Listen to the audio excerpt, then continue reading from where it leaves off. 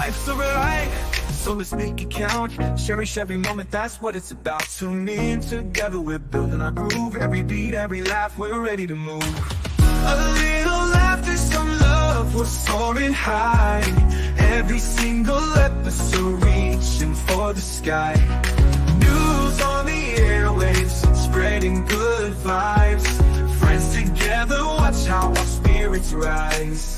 Kick back, unwind, leave the troubles behind. This podcast is gold, the treasure you'll find. With every word, we'll light up your day. Join the conversation, let's laugh all the way. A little laughter, some love, we're soaring high. Every single episode reaching for the sky. News on the airwaves, spreading good vibes. Friends together, watch how our spirits rise. Kick back, unwind, leave your troubles behind. This podcast is gold, a treasure you'll find.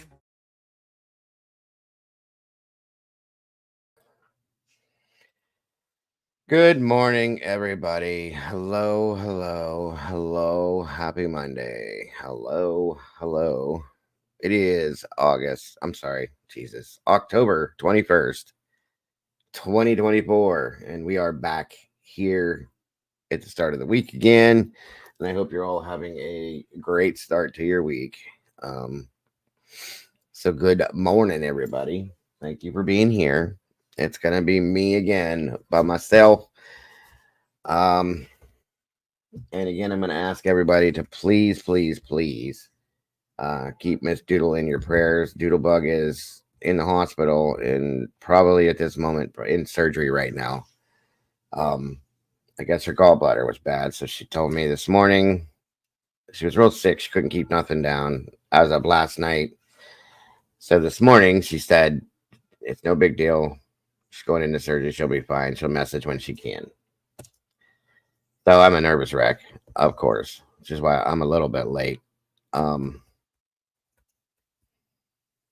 Just do me a favor and keep her in your prayers, guys, please. The same with Miss Sherry. I haven't heard from her yet, and I'm just hoping that she's okay as well. But Doodle, that I'm nervous. I just get nervous about stuff like that. So please, if you will. Well, that's good to know that Sherry's home. She hasn't said nothing to me, so I'm glad to hear that. At least she's talking back to you guys. That's good to know that she's okay. That's wonderful. But please keep Miss Doodle in your prayers, guys. Please. And when I hear something, I will let everybody know something. But I'm a bit of a nervous wreck, so please excuse me if I'm stuttering around today or I don't seem as bubbly. That would be why. My apologies to everyone if I am. So, let me see.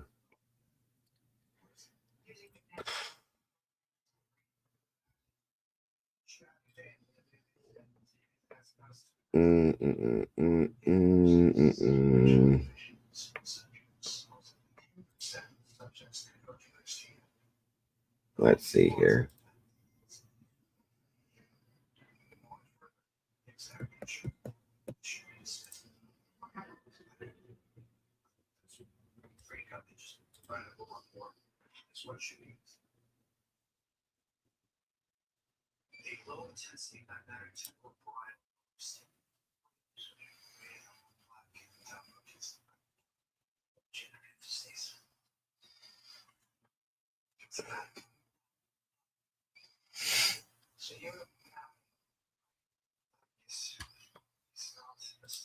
Okay. Oh, man. Come on in, guys. Get yourselves a seat. Get comfortable, if you will. Please make sure to hit that like button when you come through that door. And share this out, if you will, please. I hope you're all having a great day today.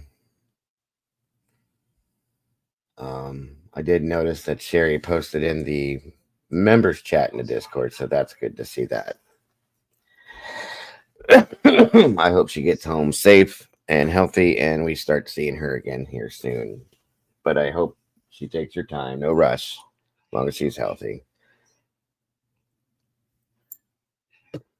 But I definitely want everyone to please keep Doodlebug in your prayers, please. I'm really weirded out and nervous about that. I don't know why. So hopefully we'll hear from her soon. Very, very soon. I'm hoping. I Either way. Come on in, get a seat, get comfortable, grab your coffee cup, get it filled, and let's get this day started off the best way we can. I know a lot of you or a lot of people are probably still in or watching the Leilani Simon trial. That's okay. I'll be doing that later on, like I did last week. Excuse me. Um, and doing the update to it. Um, so let's see who we got here today. Looks like Cassie's in the house. Good morning, Miss Cassie. Just Debbie, welcome back to you. SRB, hello and welcome, dear. Demon Dog, great to see you this morning. Mittens for Kittens, hello, welcome, and please be safe. Brandy B, the OG, great to see you. Great to have you here. Excuse me, Mikey's in the house. Good to see you, brother. Good to have you here. Victoria Burgess, wonderful to see you again. Miss Rowe, welcome back to you. Darcy Miller, wonderful to see you today. Captain Jenks in the house. Good to see you, bro. Good to have you here. I hope you all had a wonderful weekend. Miss Taylor's in the house. Good to see you, Taylor. T 2014. Great to have you here again.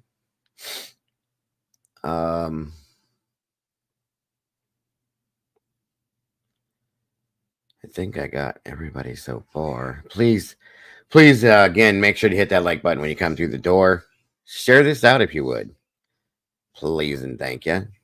Let's see how many more peeps we can get in here. It's okay, SRB. No worries. I expect most people to be doing that. That's okay. Come on, come on. Come on, come on. 27 peeps in here with 17 likes. We need 10 more to make that match if we can. Let's see if we can do that. All right, all right.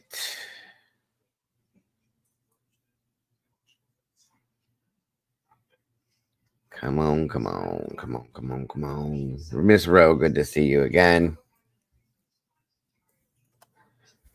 Excuse me. Come on in, guys. Arctic Box, there he is. Good to see you, brother. Good to have you here. Brutally honest, wonderful to see you today. Sorry, guys. Come on in, guys. Everybody get comfortable.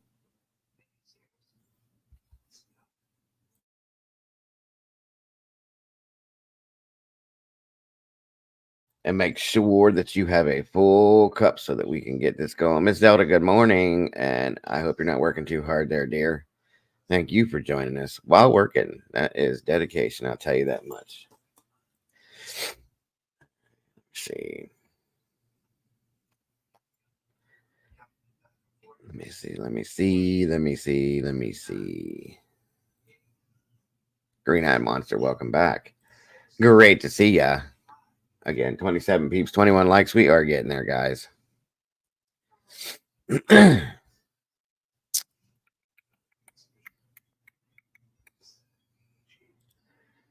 Come on, come on. Come on, come on. Miss Kaylee Ann Stanford, great to see you today. Damn it, guys. I'm sorry. I know I'm not being myself. I'm really worried about Doodlebug, so I apologize. I'm really trying not to be in this stank. I'm trying hard, and I know I am because I can hear myself. So please understand. I'm just sorry. I am. I don't know. Jesus. That scared me. Probably scared you because it's sitting right near the microphone. I gotta pep myself up, and I'll do it, guys. I promise. I'll make it happen. Excuse me.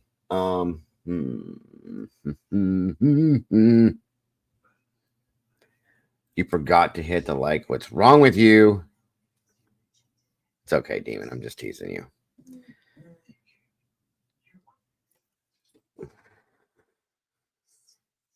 Thank you, Darcy. Welcome, Neil Homestead. Wonderful to see you, sir. Hope you're having a great day today, and I appreciate you being here. I do want to say I do appreciate everybody that is here every time I go live. Please understand that means everything to me. And I'm not saying for those of you that are here every so often, I understand you have life. Okay. I'm not saying that I don't appreciate you. I'm saying that there's a core group of people that are always here. I don't care what time of day or night it is. You guys are always here. I want everybody to understand, and I don't care what show it is, whether it's this show, the other show, the paranormal, whatever it is I'm doing, you're always here. That means a lot to me, you guys. So I want to say thank you from the depths of my soul to you guys for that and for supporting me in that sense. That means everything. That's amazing to me. And it says a lot. So bless it. God bless everyone that does that and that is here. So you guys make this channel what it is and are the core soul to this channel. So thank every single one of you that are in here. I really appreciate you guys so very much. And again, thank you to my blue crew for just being who you are and making sure that I get this done the right way, because I couldn't, wouldn't, or shouldn't do it without you guys. We all know that. So thank you. Thank you.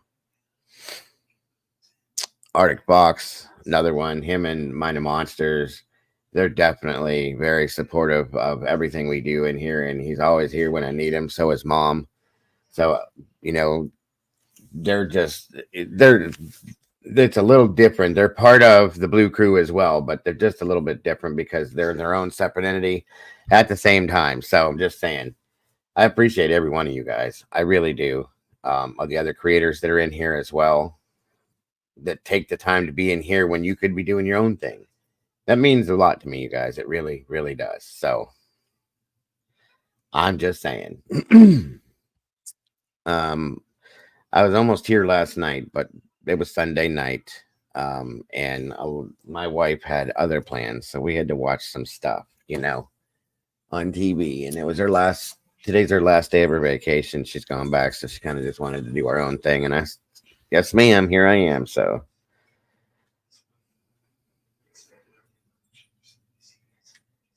oh, Miss Kaylee, don't worry about that. You're part of this community. You've been here more than once, and you're in here repeatedly. Don't worry about that kind of stuff. Please don't ever.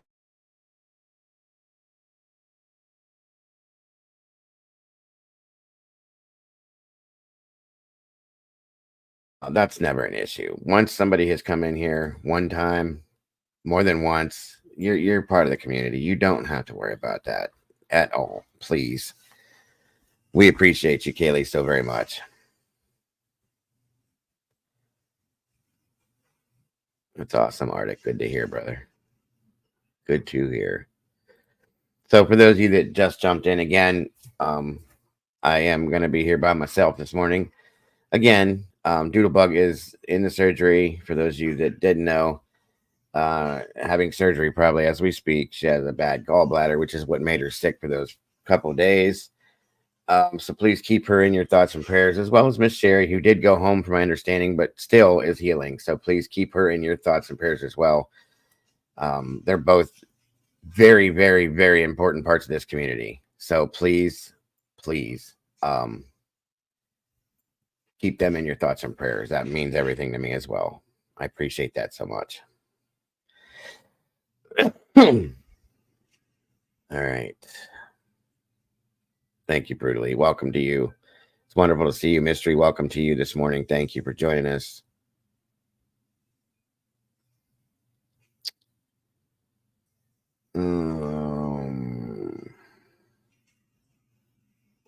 There's 40 awesome peeps in here with 21 likes. Guys, please, if you're in here, even if you're out there just watching from the corner, please hit that like button and share this out. If you would, please make sure to hit that bell just in case. That way you don't miss nothing we're doing. I would greatly appreciate that so very much, and so does YouTube.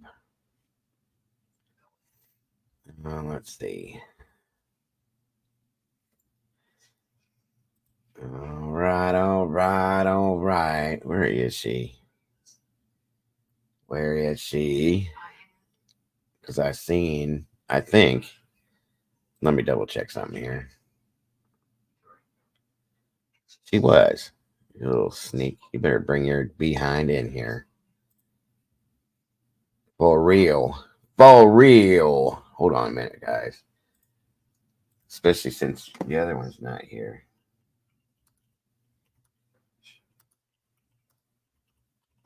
Okay.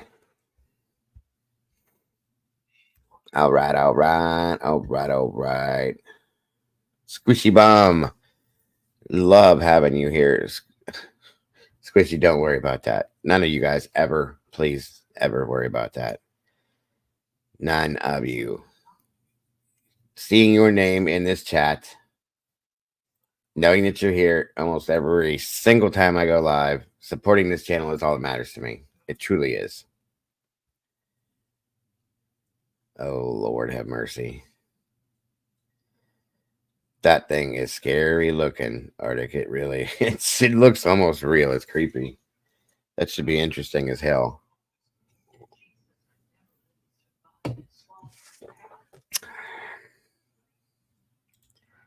I'm asking today, but trying to wear it on the stream is going to be challenging at best, as I can't wear my glasses and the eye holes are smaller than the hole in the baby. All right. Well, never fails. Never fails. So good afternoon, everybody. Like I said, I'm sorry I'm a bit late. I had a telehealth appointment this morning, and then I got that news about Doodle, and I was a little razzed out by it. I still am, and I didn't know what to do, but either way, we're here. Miss Kells, 420's in the house. Good to see you. Thank you for joining us today. I hope you're having a great day today. Just give me a few more minutes, guys. I'm just trying to wait just a little bit more before we get rolling. Just in case anybody else wants to jump in. Plus, I forgot once again, because I am a dingbat, to share this out on the Twitter.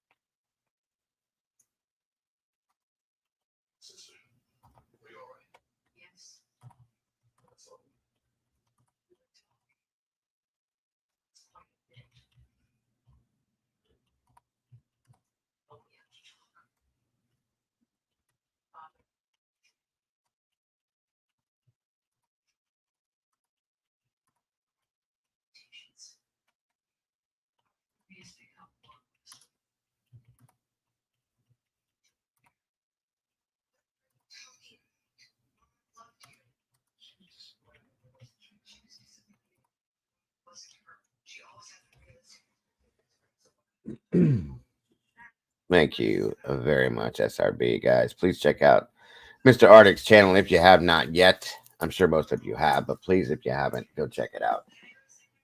Share it out. Subscribe if you haven't, and hit that like button, please. Very hard-working gentleman there is always busy doing something.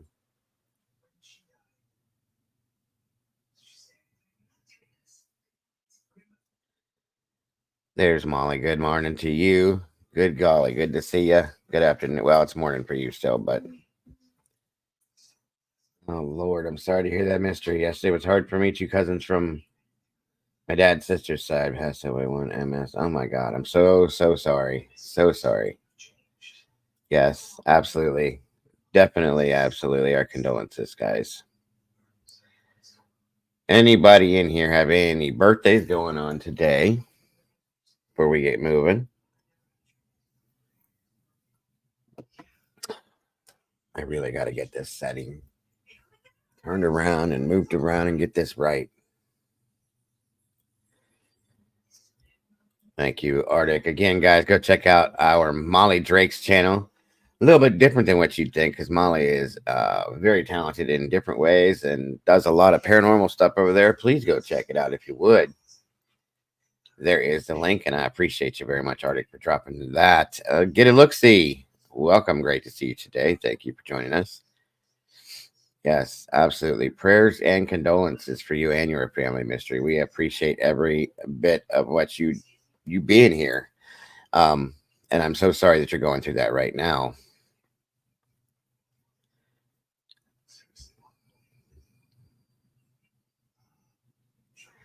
you need any help, SRB, just ask. I'm sure I can help in some ways. SRBBBB. Miss Kells is making spaghetti. Hey, welcome to the sorts. You're welcome. You're eclectic. Who told you that, Molly? Somebody told you that's just a nice word for saying you're weird. You know that, right? Because you know you're weird. You're very weird. That's what I love about you. Steven's Adventure, welcome and good afternoon to you, my friend. Great to see you today. Took me an hour to cook. Took me 3 seconds to eat. I bet. Gotcha.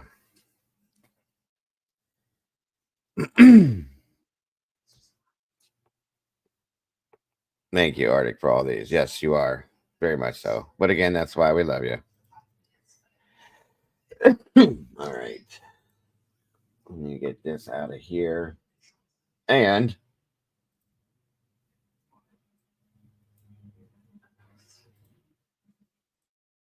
let's start it off with what we usually do.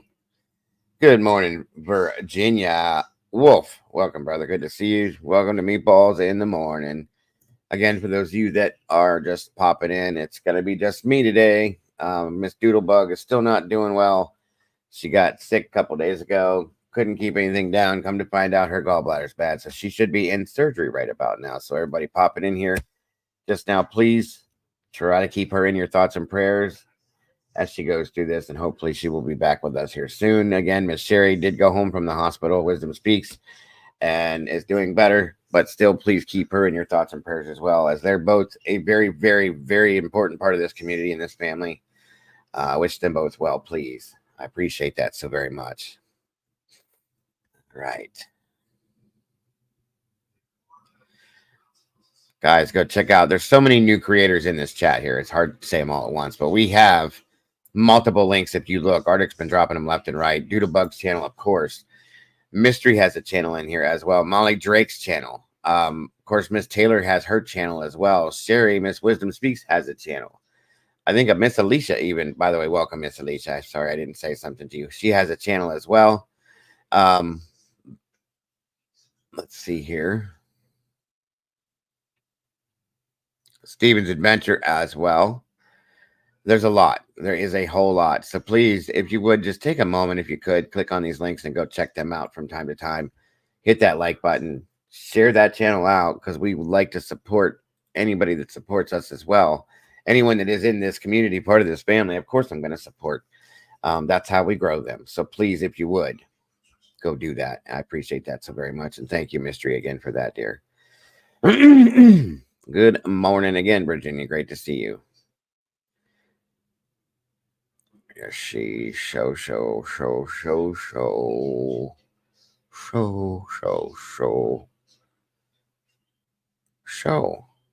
I didn't even know Steven had a channel.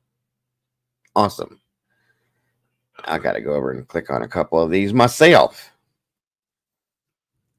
Well, let's start this off here. We got 35, 38 people in here. Everybody, please make sure to hit that like button as you come through the door. Show. And share this out if you would. But we're going to start off with Hurricane Oscar like we have been. Excuse me. And see what is going on. Instead, Oscar turns right around, hopefully.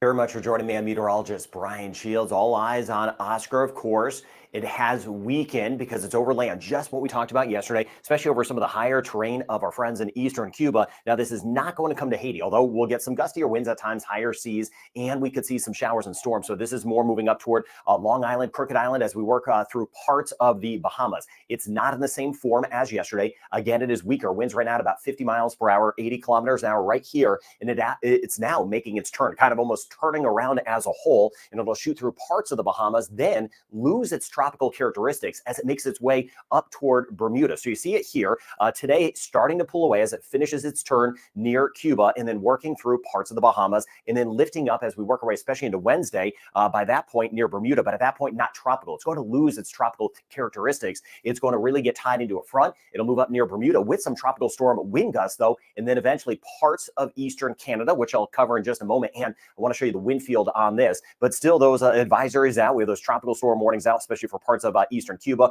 parts of the Bahamas, and we're going to get those gustier winds. Central, southern Bahamas, no doubt, we'll have some stronger winds. Nothing as a whole we can't handle. As I mentioned, it did substantially weaken, but it is now making its that turn, kind of turning around, and then will make its way Wednesday, still as about a tropical storm, at least early Wednesday, and then lose its tropical characteristics and then head toward Bermuda. So why is it making this a big kind of a turnaround? Well, it's because of a front. This time of year, we have those bigger fall fronts that move through the U.S., and this one is going to kind of grab it and help steer it. High pressure moves away, a front comes in, so it gives it that alleyway to kind of make its way up right in between that front and that area of high pressure. So I'd like to show you not just where things are going to go, but also why, give you the heads up on everything I'm seeing out there. Now, this has been a small hurricane. Now, small hurricanes can be rough. Of course, now it is a tropical storm. It's been downgraded, but it started as a small hurricane. That red shading in there, those hurricane winds. The orange shading in here, those are tropical storm winds. It has now lost its hurricane force winds, so now a tropical storm, very compact, very small, one of the tiniest I've seen. But either way, tiny or large, they can make an impact, and we've seen some down trees in some spots. Now, as far as the winds go, these would be the max winds, and I mentioned nothing as a whole we can't handle as we work our way through the Bahamas. Now, still today, we'll get some of those gusts in eastern Cuba.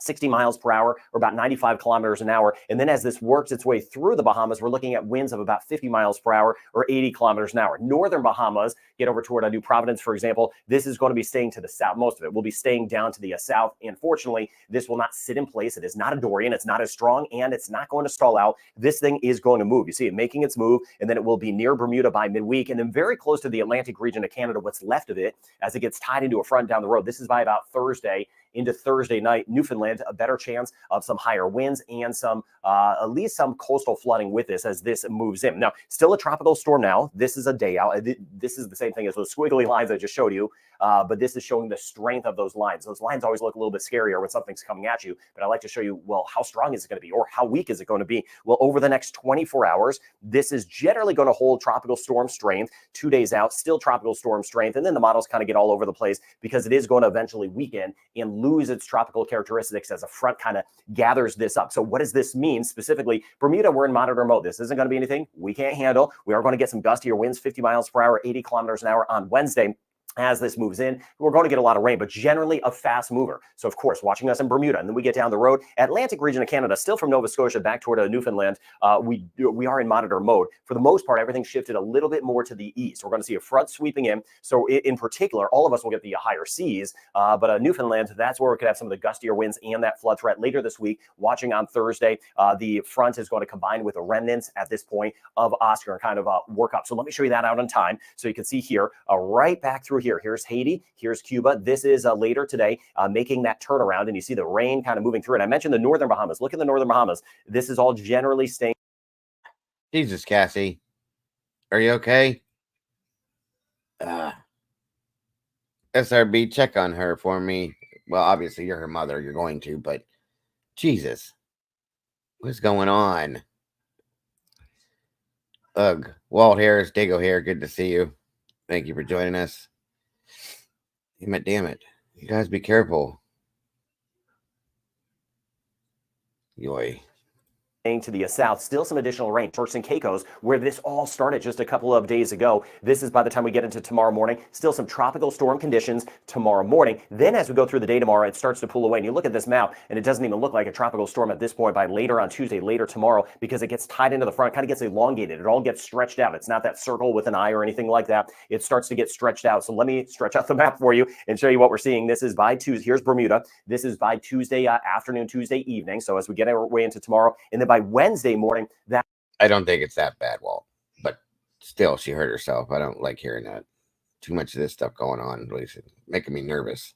That's when we'll, even tomorrow night, but Wednesday morning in particular, some of the gustier winds, heavier rain through the day on Wednesday, and then all of this lifts in. But what is steering this? Look at that front back toward Quebec, even some snow back behind it. This is the front right here that is starting to press in, kind of helping to grab it, steer it. And then you see as we work our way into Thursday, Most of the action is off to the east of New Brunswick, off to the east of Prince Edward Island, just kind of skirting by Nova Scotia. But Newfoundland, as we work our way into Thursday, especially eastern sections, that's where we could get some gustier winds from watching the rain. And then yet again on Friday, another front's going to be working its way back toward Quebec. So as far as the winds go, kind of that tiny pocket, the white shading you're seeing in here, those would be winds of 80 kilometers an hour, or 50 miles per hour. I have both units of measurement on there to let you know. I want to keep everyone safe. That's why I do this channel. So you see here again, those gustier winds rolling right through Long Island, for example, as we work our way into tonight and tomorrow morning. Winds roughly around 50, maybe 60 miles per hour. Some of those gust around. And then this area starts to work our way as we work our way into later tomorrow. And then this year is by the time we get into Wednesday morning, still some of the elevated seas, but things are going to start to settle down. So Wednesday morning, stretching things out again. Here we are in Bermuda. You see the gustier winds moving in, that white shading there, where we could get some of the gust of 50 miles per hour or 80 kilometers an hour. Not really sustained gust, tied in with some of that rain. You know the routine. Do it a lot in Bermuda. And then this just kind of works its way up toward the Atlantic region of Canada. Some of those red showing up there, winds in the open waters of the Atlantic around 70 miles per hour. Still some close to hurricane force winds. Now, the onshore flow looks to be Newfoundland. That's why I'm a little more concerned about some of the overwash or coastal flooding. Of course, depends on the terrain exactly where you are offshore as we work our way into Nova Scotia. But nonetheless, Thursday into Friday, we'll have some of those gustier winds, especially right along the immediate coastline. So here it is right there. There is Oscar, a tropical storm. Look at that blob right there. I've been watching us in Barbados, Trinidad, all off to the east as of now. This is not organized, but no, I'm watching this. Now, part of this is going to break apart because as Oscar kind of lifts through here, it does actually draw some of the moisture in. But point being, for us across. Thank you, Mikey, and welcome, Phil. Good to see you this morning. Hope you're doing okay. Make sure I didn't miss somebody else. Come on in, guys. Get a seat, get comfortable. Make sure you got a full cup. This is out in the tropical areas, Victoria. We've been following it because it had a chance to head towards Florida at some point. And after the last two that we've had, I've just kind of been trying to keep everybody up to date on this damn storm. So it looks like they're going to be okay. It looks like it's heading out the other direction. So I think it'll be all right. The Eastern Caribbean, we're going to stay. I could start singing if you want, the Beach Boys song, Kokomo, and that'll show you where the storm's going to hit roughly. Just saying. Unsettled, Grenada, St. I won't do that to you guys, I promise. Lucia, down. You are so welcome, Victoria. Thank you for being here today. Dominica, I'll break down the forecast for us. And then this out here, some of the remnants of Nadine getting tied into another area of low pressure back to the west of us. So you can see a few spots. This is Oscar. This is later today. Watching that, of course. There's a system that is not a named system, but watching out for some additional rain just to the east of us in the Eastern Caribbean. And then this here, the remnants of Nadine getting tied into another little developing area of low pressure. And this should become a named system. As of now, it looks like it did kind of lose its full circulation. So it should be a new named system on the Eastern Pacific side. It'll grab a different name. It won't keep Nadine because it lost its circulation. But tomorrow, what's left of Oscar kind of scraping through. And then there's that unsettled weather. So St. Lucia, Guadalupe, we're looking at a better chance of some rain and storms at times tomorrow. And then there's that spot developing. Now for our friends in Mexico, it doesn't look like this is going to hook in. As this area just develops, it's going to be working our way. You see on Wednesday, that continues to pull away from land. So that is good news there. There's some of the additional rain back toward Bermuda, across the Caribbean, Dominican Republic, Puerto Rico, some scattered showers and storms all the way down through Trinidad.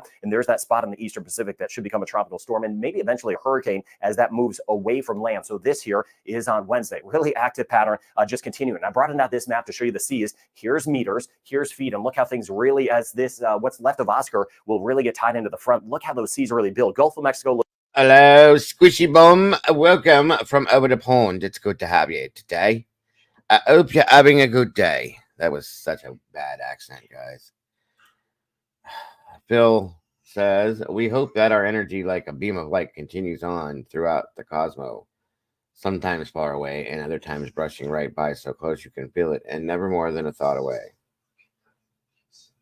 Thank you, Phil, for your intellect today. I appreciate that. Phil and Walt in here together. Very interesting. And Mikey, too. I feel it's like 4 guys in here with me. This is awesome. It doesn't happen often. In and out cooking dinner. What are you having today, Squishy?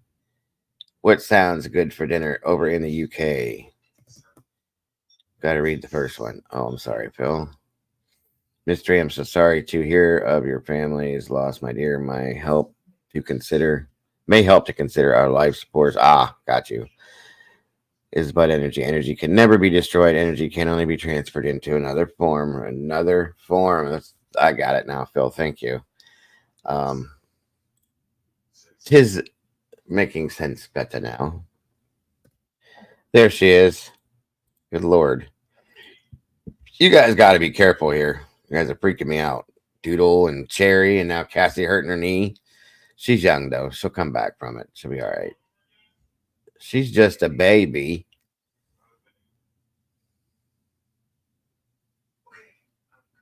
Oh, Arctic's got to take his mom to the doctors. Arctic can't join today, but he's in the chat supporting like he always does, and I appreciate him very much. No, Cassie's no longer unaliving. You're right, Walt. Jeez. My son wants chicken pie, veg, and mashed. Oh my God, Squishy! I love listening to what you guys eat over there. It sounds so good. Seriously, I would love to have a meal from over there one night. Trade off. Miss Kaylee's over there too, I believe. I'm not sure what to have tonight. My knee, elbow, and toes hurt. My entire right side of my body got wrecked. Jesus, Cassie, be careful. Chasing the baby. Yeah, that sounds really damn good, Squishy. My grandbaby came over yesterday, got chocolate pudding all over my carpet. Ugh. Sorry, Kels. Get that scrubber out. Looking good. Much of the Caribbean, okay. Atlantic facing waters, though, that's where we have some of the issues. But those seas really building as we work our way into Thursday and Friday across parts of the North Atlantic. That's why I'm concerned about. Oh, no, I understand, brother. That's what I just told them, that you had a doctor's appointment with mom. So that is top priority. That is top priority. So you take care of mom. I'm good. I appreciate you being in the chat still, either way, brother. Still in here doing the thing and supporting. It's all that matters, and you just very much appreciate it. Some of that flooding as well, but those seas will be a mess, as is sometimes typical this time of year with those bigger fall fronts moving in. So Nadine, again, that the circulation fell apart, but the remnants, some of the rain have drifted into parts of the Pacific. Oscar is what we're dealing. Okay, so I won't bore you guys through all that. Basically, I just wanted to show that part. Nadine is gone, and Oscar is working its way out and away. So we hopefully don't have to worry about those anymore at all. Thank the Lord. All right. Let's get some things rolling in here and get my mind on some other stuff. If we can. If we can. Let me see. Show. Show.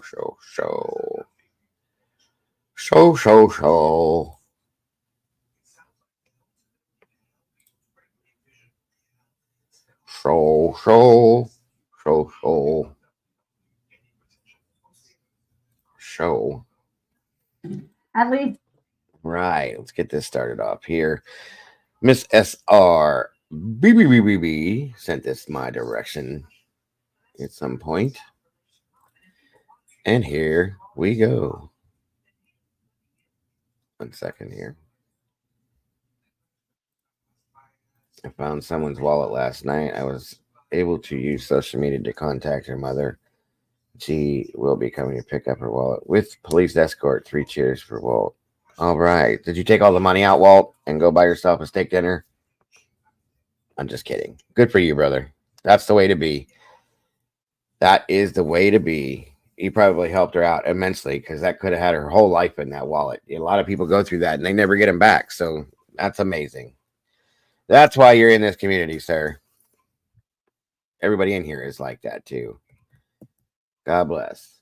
Mystery, I think you were making coffee when I posted for you. 3 above, hun. Yes. Again, Mystery, everybody, if you would, please send your condolences, your thoughts and prayers to Mystery, who lost 2 family members over the weekend. I'm so very sorry for you, Mystery. I really am.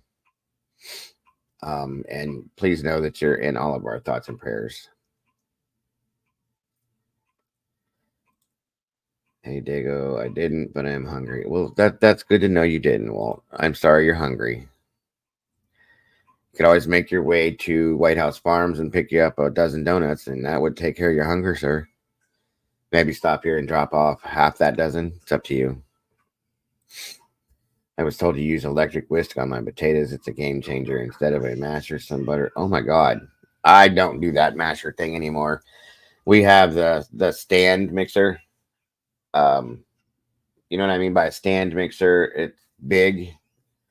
The Cuisinart thing, and it goes up and down.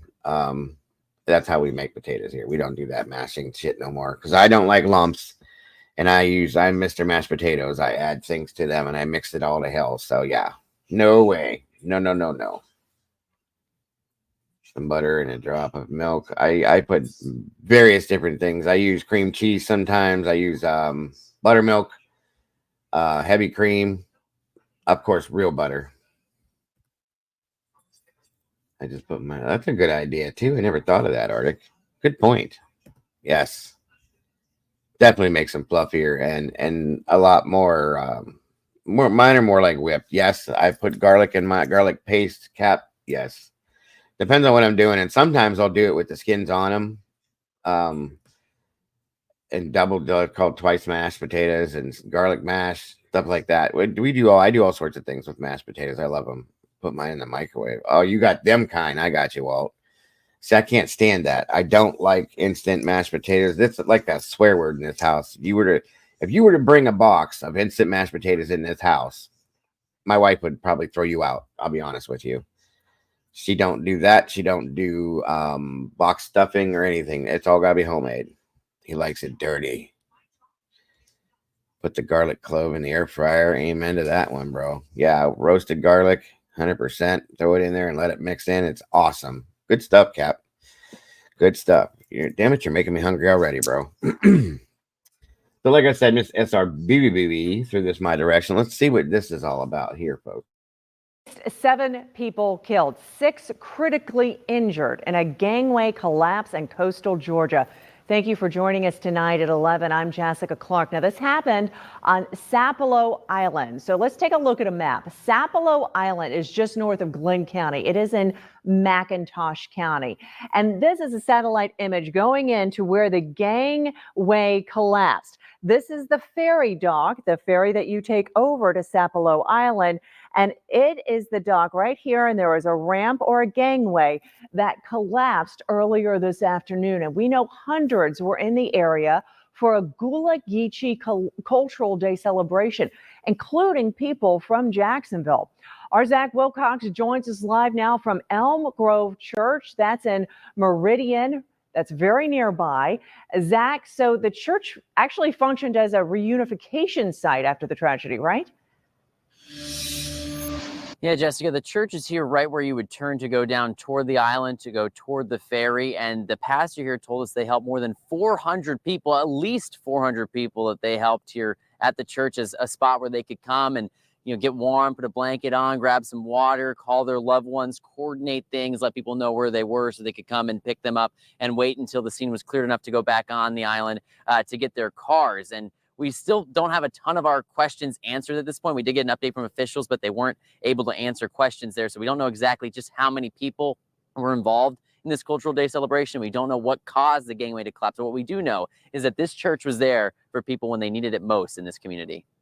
I get this call and my whole day changed. Elm Grove Church pastor Gerald Thomas had just finished his pastor duties for the day when he got that call about a dock collapsing on Sapelo Island. While he tried to figure out just how many people were killed and if he knew any of them, he also sprung into action, opening the church doors to welcome busload after busload of survivors.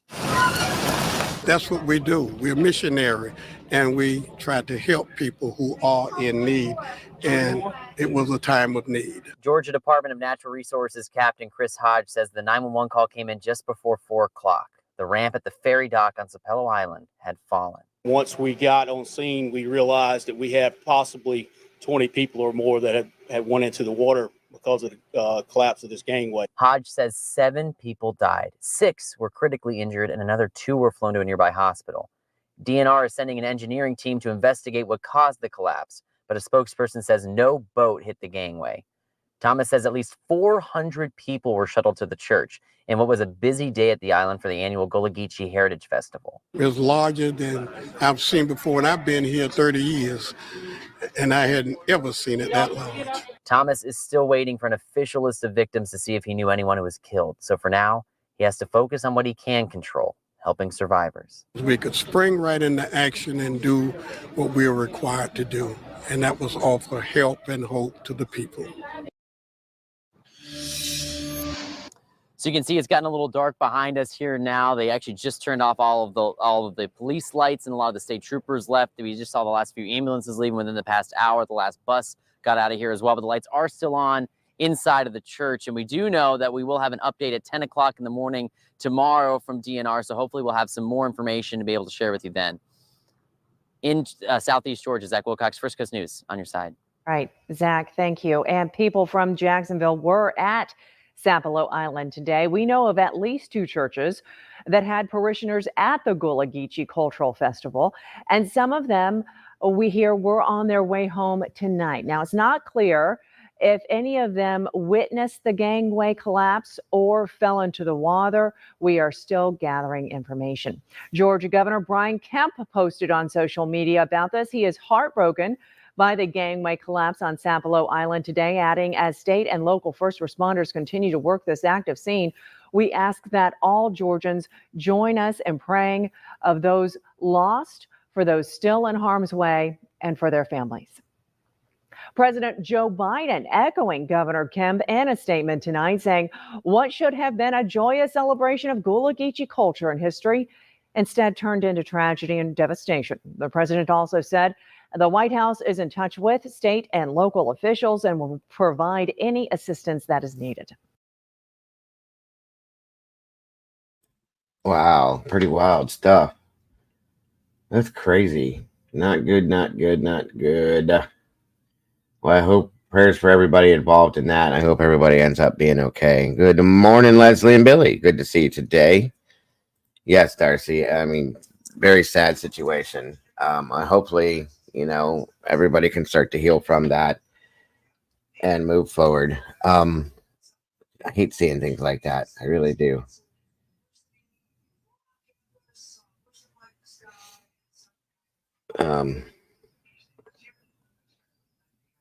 Shall I have king prong alpha? Oh my god, or lasagna?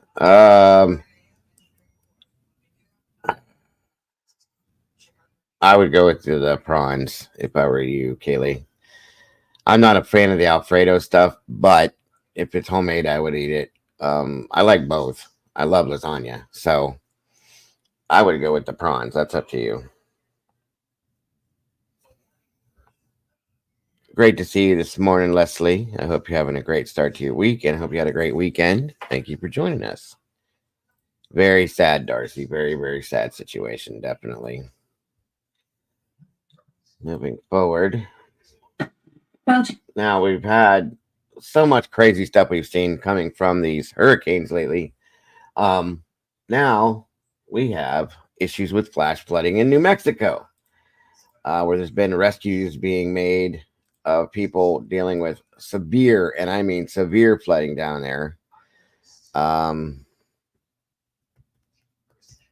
Yes, absolutely, Virginia. Absolutely, Kayla. Sounds good to me. Enjoy. Check this out. At least 2 people were killed and hundreds of others were rescued in parts of New Mexico over the weekend. Torrential rain and thunderstorms hit the Roswell area, causing flash flooding emergencies there. Around 9 inches of rain in total fell in the city. Now, water did trap residents in their homes, and some cars were swept away by rushing water. Roswell city officials say that many drivers were stranded in the flooding. Some people were forced to wait on top of their cars to be rescued. That's it? So you're going to give me? Well, anyway, there's more to it. But, give me 1 second here. This next story is pretty wild. But I'll look into that a little bit more. Sorry about the echo, you guys. I'll fix it. Yeah. More flooding, more of this. It's just, it's enough. Enough. Horrible stuff. There's too much stuff going on. Way too much. But this here is pretty wild too.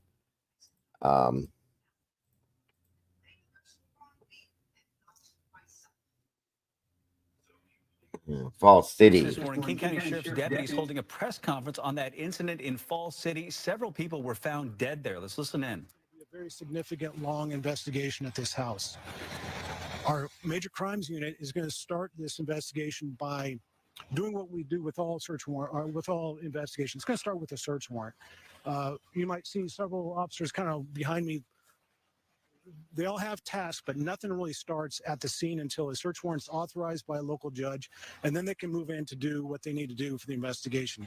In this case, our major crimes unit has asked the Washington State Patrol to bring their crime scene response unit out to do the bulk of the crime scene work. That implies that this is a significant scene that's going to take a lot of expertise, a lot of time, and we may be doing that because we have other cases the sheriff's office might need to handle at the same time. So State Patrol has stepped in to help us with this significant task of running the scene forensically. Let me take a break. Sorry.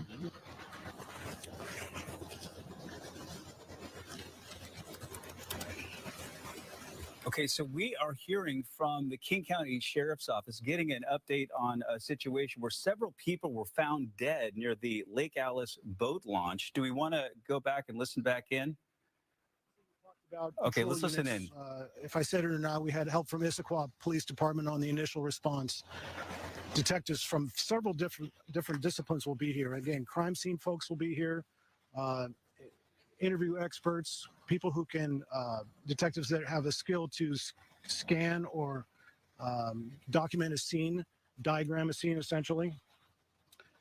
Now, this has been listed as being a possible domestic violence situation. I'm trying to figure out completely what it is. They're being a little bit, holding a little bit to their chest, but okay, Stephen, thank you, brother. Excuse me. Another important team member, so to speak, will be the King County Prosecutor's Office. They already have personnel on scene here looking at this. Wherever this case ultimately goes, it'll be reviewed by the prosecutor, and there's nothing better than to have them here on day one, hour one of an investigation. Okay, so we're getting some details about the investigation that is underway now near the Lake Alice boat launch in Falls City. Several people were found dead there this morning. We're still working to get exactly more details on what happened there, but deputies have told us they are treating this as a domestic violence incident and there is no threat to the public. But as we work for answers as to what exactly happened there and what they are investigating, we'll bring that to you.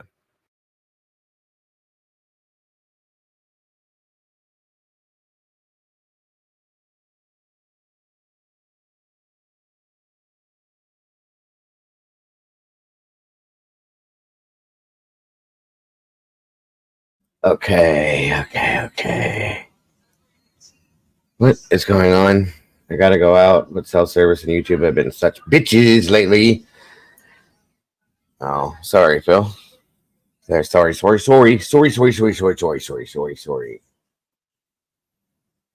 All right, y'all.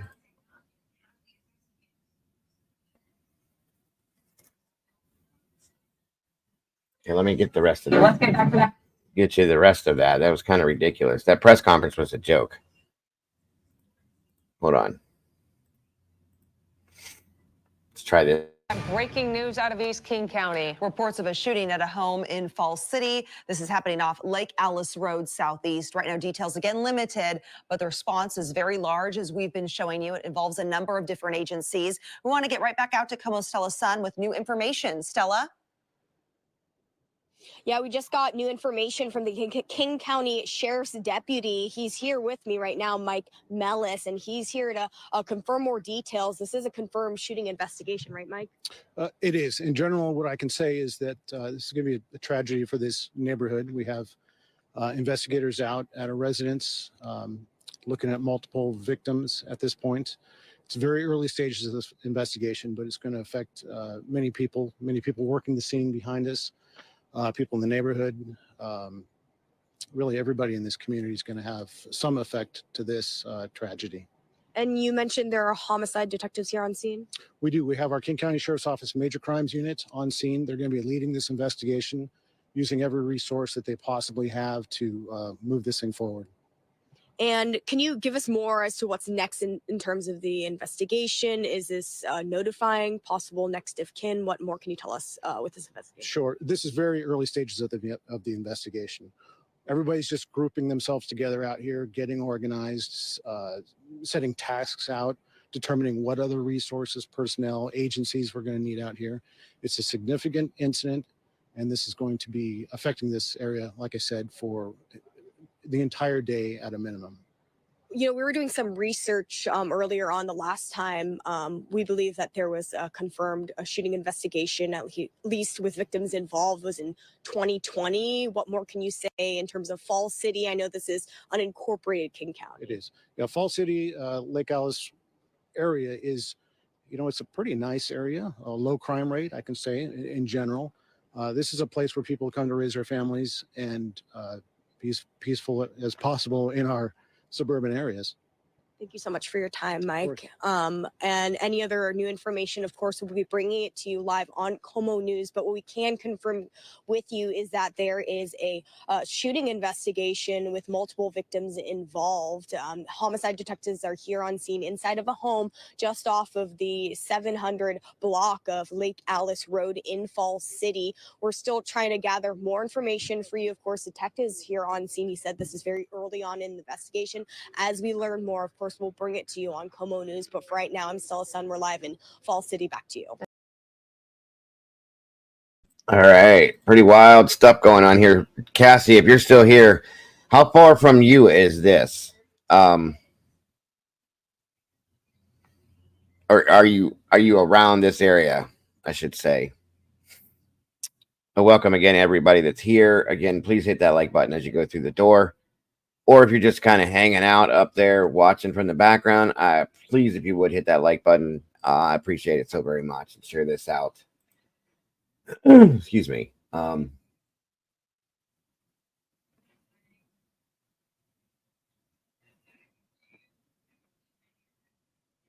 Also, after the break, moving on here. Texas is in the news again. Jeez, there's always something going on in Texas. I'm swearing, you guys. Deep in the heart of Texas. after the breaking news from overnight, a deadly helicopter crash in Houston. That chopper crashed into a radio tower, scattering debris across a residential neighborhood. Here's ABC's Rena Roy. Massive flames engulfing this neighborhood in Houston, Texas, after a helicopter crashed into a radio tower just before 8 p.m. Sunday. All units respond to the helicopter crash. Police say all 4 people on board, including a child, were killed. It looked like a crane or like a radio tower. It looked like it was hit, and it got bright orange, like a flame. This is surveillance video from a home nearby. You can see a small light. That's the helicopter coming from the right, then a bright ball of light as the helicopter hits the tower. Moments after impact, you can see pieces of the tower crashing to the ground. That looks like it was done on purpose, like it flew directly into it. That's crazy. That is crazy. Did you guys see that? I mean, obviously it probably was an accident, but still, how in the hell? Watch that again. That is nuts. Move. Jesus, this is sad. But it looks like it flew directly into it. This is surveillance video from a home nearby. You can see a small light. That's the helicopter coming from the right, then a bright ball of light as the helicopter hits the tower. You know what I bet happened? They might not have seen it, and it looks like the blade may have caught it and brought it in, and it slammed into the... That's sad. And it's that close to a residential area. That's crazy to me. Horrible. Wow. But it did. It looked like it flew directly into it, you know, from that camera view. They do. That's what I'm saying. They should definitely have lights on it, Cass. Is this anywhere near you? As the helicopter hits the helicopter. This is surveillance video. There is a light. Look, see, there's a light right there. That's a beacon light, and it was blinking. So I'm telling you, it almost looks like it was done on purpose. That's crazy. Yeah, Cassie, is this anywhere near you? Not this. The other story. Sorry, hon. The Falls City shooting. You might not have been in here for that one, but I don't know if that was anywhere near you and Washington. This is crazy stuff. There was a beacon light blinking for this one. We moved stories probably, Cassie, while you were bouncing around or something. Yeah, Falls City, Washington. But this one here, there's a light, and you should be able to see this. So it's kind of, I'm wondering at this point. That's weird. Nearby, you can see a small light. That's the helicopter coming from the right, then a bright ball of light as the helicopter hits the tower. Moments after impact, you can see pieces of the tower crashing to the ground. Investigators say the private helicopter took off from a nearby airfield and may have flown into a cable, ultimately taking down the 1,200-foot tower. As it crumbled down, you heard everything shake. And when it shook, you saw the smoke come around. Police say no one on the ground was hurt and no homes were damaged, but the debris was scattered across several blocks. Authorities are now asking the public to keep an eye out for rubble. Obviously, we're in daylight now, so people that live in this area are going to discover more debris. Officers will coordinate with the proper authorities for removal of any debris. The FAA, NTSB, as well as state and local officials are all investigating this crash. Thanks, Cass. ABC News, New York. Wow, it's crazy, folks. Oh, that's horrible. All them people and a child passed on. Prayers for their family. Jesus, that's crazy. I was just curious, Cass, if you were close, like kind of to like what kind of area that is, if you knew. Mark and Betty's in the house. Good afternoon or evening to you, my friend. Great to see you today. Hope you're having a wonderful day over there. Absolutely. Think tacos layered in with lasagna noodles and all appropriate taco cheese and sauce. Okay. Interesting. And it is important to note That stuff. Too much stuff going on, guys. Too many people getting hurt, killed. This is crazy. Lights on tower hit into see? in fact the news we've been Here's another one on this, another segment real quick. You can definitely see that light blinking, that beacon light. So I don't understand unless they were too low and they were too close and did get wrapped up in a line that kind of pulled them into it. Do you know what I mean? That has happened before. I've heard of that. Cheers to you, Mark. Great to have you here. So it's very possible, very, very possible. Been talking about all night and all morning. Overnight, we obtained surveillance video showing the moment a helicopter crashed into a radio tower, killing 4 people. We did pause that video right before impact in Houston's 2nd Ward. And we do know that a child, sadly, is among the 4 people killed. So now the investigation into what went wrong begins. It is a huge scene out there. ABC 13's Courtney Carpenter's live where this happened. Courtney, what are you seeing? Yeah, good morning to you guys. Several of the streets around here are still blocked off this morning as this investigation is clearly ongoing. The radio tower that this helicopter crashed into is right here at Ennis and Inglequay. I want to go ahead and take a listen to some of what we were able to hear over the scanners right after it happened. We had a caller coming to the station. There's a large collapse behind the station with smoke showing. We're trying to find the exact location. This crash happened right by Fire Station 17. They were the first ones on the scene, and this happened just before 8 o'clock last night. We're told 4 people were in the helicopter, including a child, and sadly, they all died in this crash. Officials say the helicopter took off from Ellington Field, that it was a private helicopter. We don't know where they were heading. Now, if you guys know this area, you know there are a lot of homes, businesses, restaurants all around here. Thankfully, the helicopter didn't hit anything else on the way down, and no one on the ground was hurt. HPD Chief Noe Diaz has this message for folks as they're waking up and may see some pieces of this helicopter. It'll be a large investigation because of the expanse of the accident. So make sure that if you actually see something on the ground that you notify either fire or dial the police department so that we can make sure and come out and recover it. clearly there's still a lot of questions about what exactly led up to this. The FAA, NTSB, DPS, as well as our local HPD and HFD are all investigating this. While it will obviously take some time to get the conclusions of their whole investigation, we are expecting to learn more throughout the morning. And of course, we'll continue to keep you guys updated. Reporting live here in East Houston, Courtney Carpenter, ABC 13.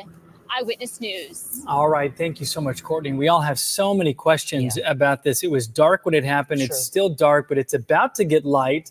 More of the debris field we hope will be visible, and we'll be able to learn a little bit more. Right. So we do want to go up to Sky 13, Don Armstrong in Sky Eye. And Don, as you are surveying this with video right now, these are live pictures. Don, so we know obviously you are in a helicopter daily. What kind of safety precautions are there around towers? Well, exactly, and that's the issue that we think is the problem here. I can tell you 14 years of flying in helicopters, and this tower has always worried me. There are a lot of towers around the Houston area. This one in particular always has, because many, many times the lighting on the tower, the obstruction lighting, the red flashing lights on this tower are out. And with the background of downtown Houston behind it, coming up.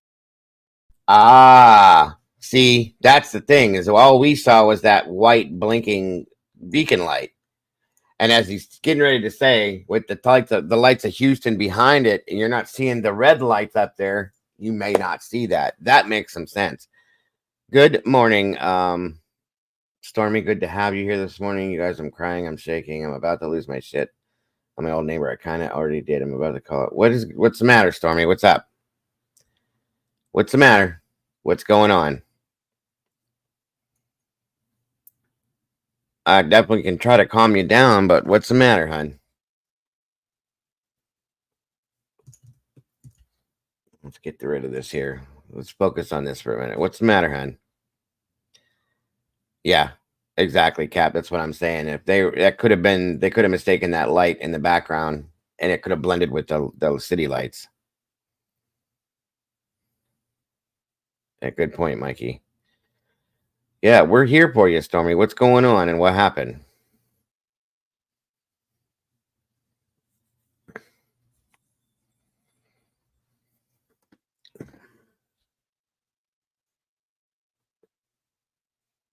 Exactly. Do exactly what Arctic is saying. This piece of shit will not stay off my property for the past 4 years. Oh. Yeah, Stormy, if you're welcome. If you're not in the Discord, you're welcome to join, and you can get in there and you can talk to some of the girls and stuff in there, or the guys. But maybe it's probably the best thing is you call the police, let them handle it. That way you don't have to stress yourself out. You could definitely file a restraining order. Jesus. We're here with you, hon. Don't worry. I'm grateful to have you here. I'm sorry you're going through this, but it won't work. I'm sorry to hear that. Up from the south, as this one was. All right, let me move this on, everybody. All right, let's move. Now we're gonna go back to. You guys remember that Georgia fire? Okay, the chemical plant. I got an update on this. This is from a few days ago. The Discord won't work. We got to figure that out, Stormy. Do you have it? Maybe it's because you don't have it downloaded. The actual app downloaded to your device.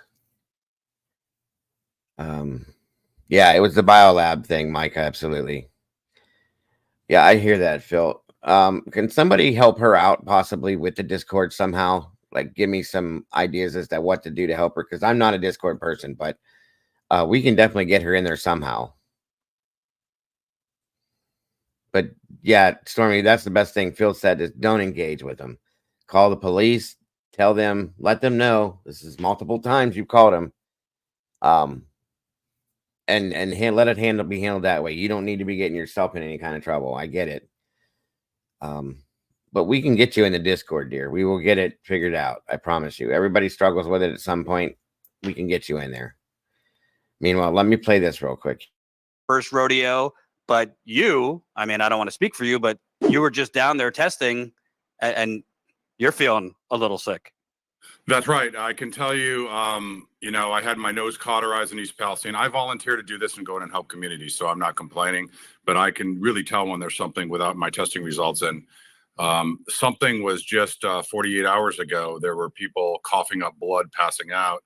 And I was, you know, around the perimeter, and the people around me, we all had intense headaches, and, you know, I got a sore throat. So I really feel for these people. Fortunately for me, I'm, you know, back where I live and have relatively fresh air. But these people that are continuing to be inundated by the ongoing plume, I really feel for them.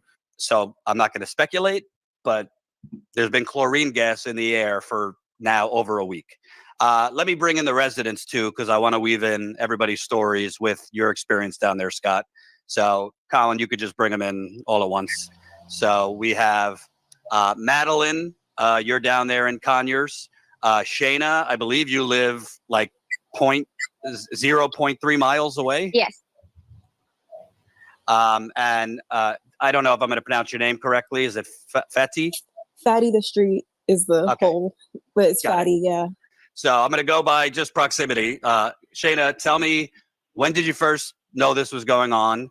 You got dogs, you got kids, I believe? Yes. And what's been going on with your symptoms? We took my little dog to the vet today, and she has bronchitis. And we've been getting the headaches. And when it first happened, we were home, and we were supposed to be evacuated, but nobody ever came and evacuated us. Here we go, folks. This is another East Palestine 2.0. I'm telling you, this may be worse. I'm just saying, these people are literally coughing up blood. This is horrific, folks. It needs to stop happening. Let's see here. Right. This place has had like 3 separate times that it's exploded like this. So this one was a bad one. Hey, Cass. Oh, no. No, I'm sorry to hear that. Is SRB in here? She's still in here? Wow. So yeah, that's what's going on here. This is crazy. Because we're on Lester Road, where they were actually talking about on their first news feed saying that they evacuated Lester Road, but we were never evacuated. My stepmother and a friend seen the evacuation online and called me and woke me up. And we ended up having to rush out of the house. And we didn't know exactly what was going on. So we covered the dogs up and put them in their cage. And then came back just a couple hours later, kind of broke in and got our dogs back and took them to safety with us. And is that common for your dog to have bronchitis, or this is something? She's never had it before. And what about your kids?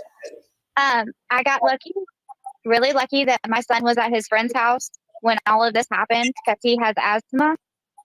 And when he came back, we ended up in Butts County because we were evacuated and couldn't come home. So we were further enough away where he was good, but he started getting headaches today. We know in East Palestine, vinyl chloride was the focus, but there's a whole lot of other stuff that was combusted. So here, I mean, really the only thing I see being communicated by the media or the EPA or Georgia's local FEMA is that they're looking into chlorine, but obviously there's a lot more chemicals that could have been created through that combustion, correct? That is absolutely correct. And to put everything in perspective too, I want to set the background for this for some of the new listeners. I have an incredible scientific team around me of toxicologists, environmental scientists, and over 200 years of experience. My role on the team is being on the front lines to take the incoming missiles from plaintiffs' attorneys, from the EPA, and all the trolls, which I can handle. But I want to tell you, and that scientific team has had some discussions with EPA Region 4. This is not EPA Region 5, and I want to be very clear. Although, you know, I've been a whistleblower with EPA Region 5 in East Palestine, I give everyone the benefit of the doubt. And I want to put things in perspective from the scientific team today. that it has been verified that at least 12 million pounds of chlorine compound has burned. Could be as high as 20 million. We don't know yet. East Palestine, as bad as it was 2 million pounds of chlorine compounds, including vinyl chloride, PVC. And in English, to dummies like me, what does that mean to the average person? 12 Here's million. what it means. The products of incomplete combustion, dioxins, and cancer-causing benzene compounds that are called polycyclic aromatic hydrocarbons. Jordan, we were both involved in this. I never thought there'd be an event that is now 6 times greater of chlorine compound burn. And it's worse than that. All these chlorine compounds were sitting on plastic pallets. And there was styrene and styrofoam in the building. And all of these compounds, when they burn, create dioxins and a whole host of other chemicals, irrespective of the phosgene and all the other gas. And this is from Shayna. Shayna was the first one. She reached out to me and tested. You see this right here? This is a retane. Yeah. This is what you see there.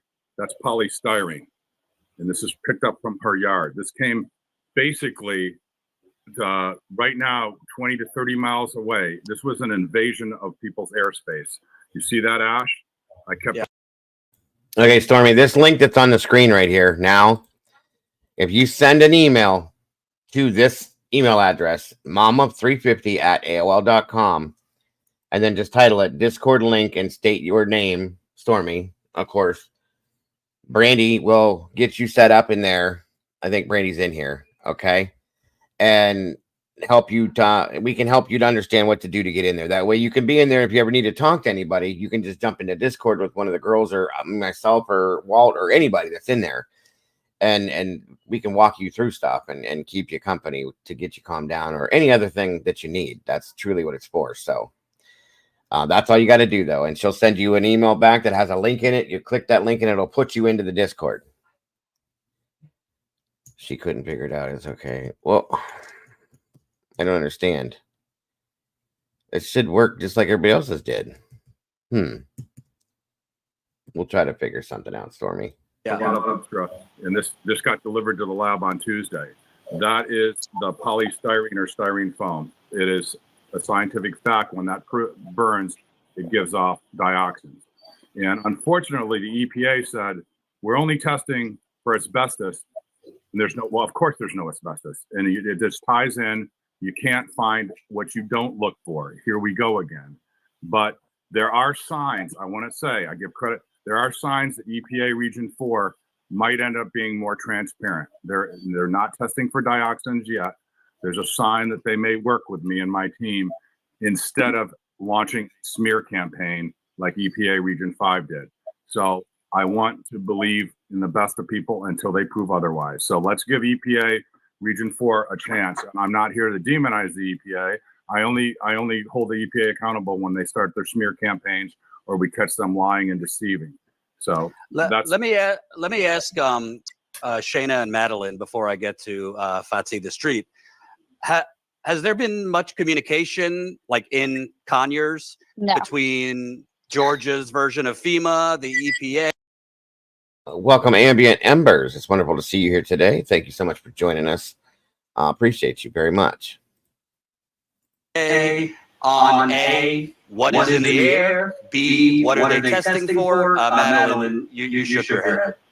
Yeah, I mean, it's a joke at this point. We've been asking the same question again and again as a community. They know what our questions are. They will not answer them. Biolab has not spoken publicly once. They've got a couple of things on their website, which amounts to absolutely no information. And Rockdale County, where we have been pressing aggressively for answers, and we've started a community page. We're trying to get organized to put that pressure on them.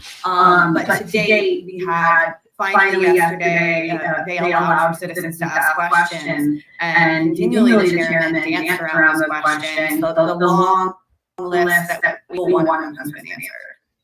Madeline, before I go move on, I just want to ask you, have you had symptoms? Has your family had symptoms? Yes, I live by myself with pets. Luckily, my pets here have been okay to date. I had to go to urgent care on Wednesday. Started coughing severely, very short of breath, all the way through. I've had it's dissipated a little bit since then, but I've also had severe headaches on and off for the last several days. Spouts of being lightheaded. My horse is located a little bit outside of the county, which I thought was a relief, and I wasn't overly panicked. He does have some pre-existing conditions, but today he started to worsen, and they are smelling chlorine over there, and I'm not to date sure if that's related or not. And for you, do you have asthma, or are these new symptoms? Or okay. Yeah, I'm perfectly healthy Sunday before this, or Saturday before this. This is just like Palestine, folks. This is crazy. Sorry about the echo. Thank you, Mikey. And again, thank you to anybody that chooses to support us and this channel via Venmo, Cash App, and PayPal. Guys, we don't expect you to do it, but it does help us to pay our bills, to keep this channel rolling. The internet, the StreamYard, and all that fun stuff is how we do this. So thank you to anybody that chooses to support in that sense so that we can keep going. God bless. Again, thank you.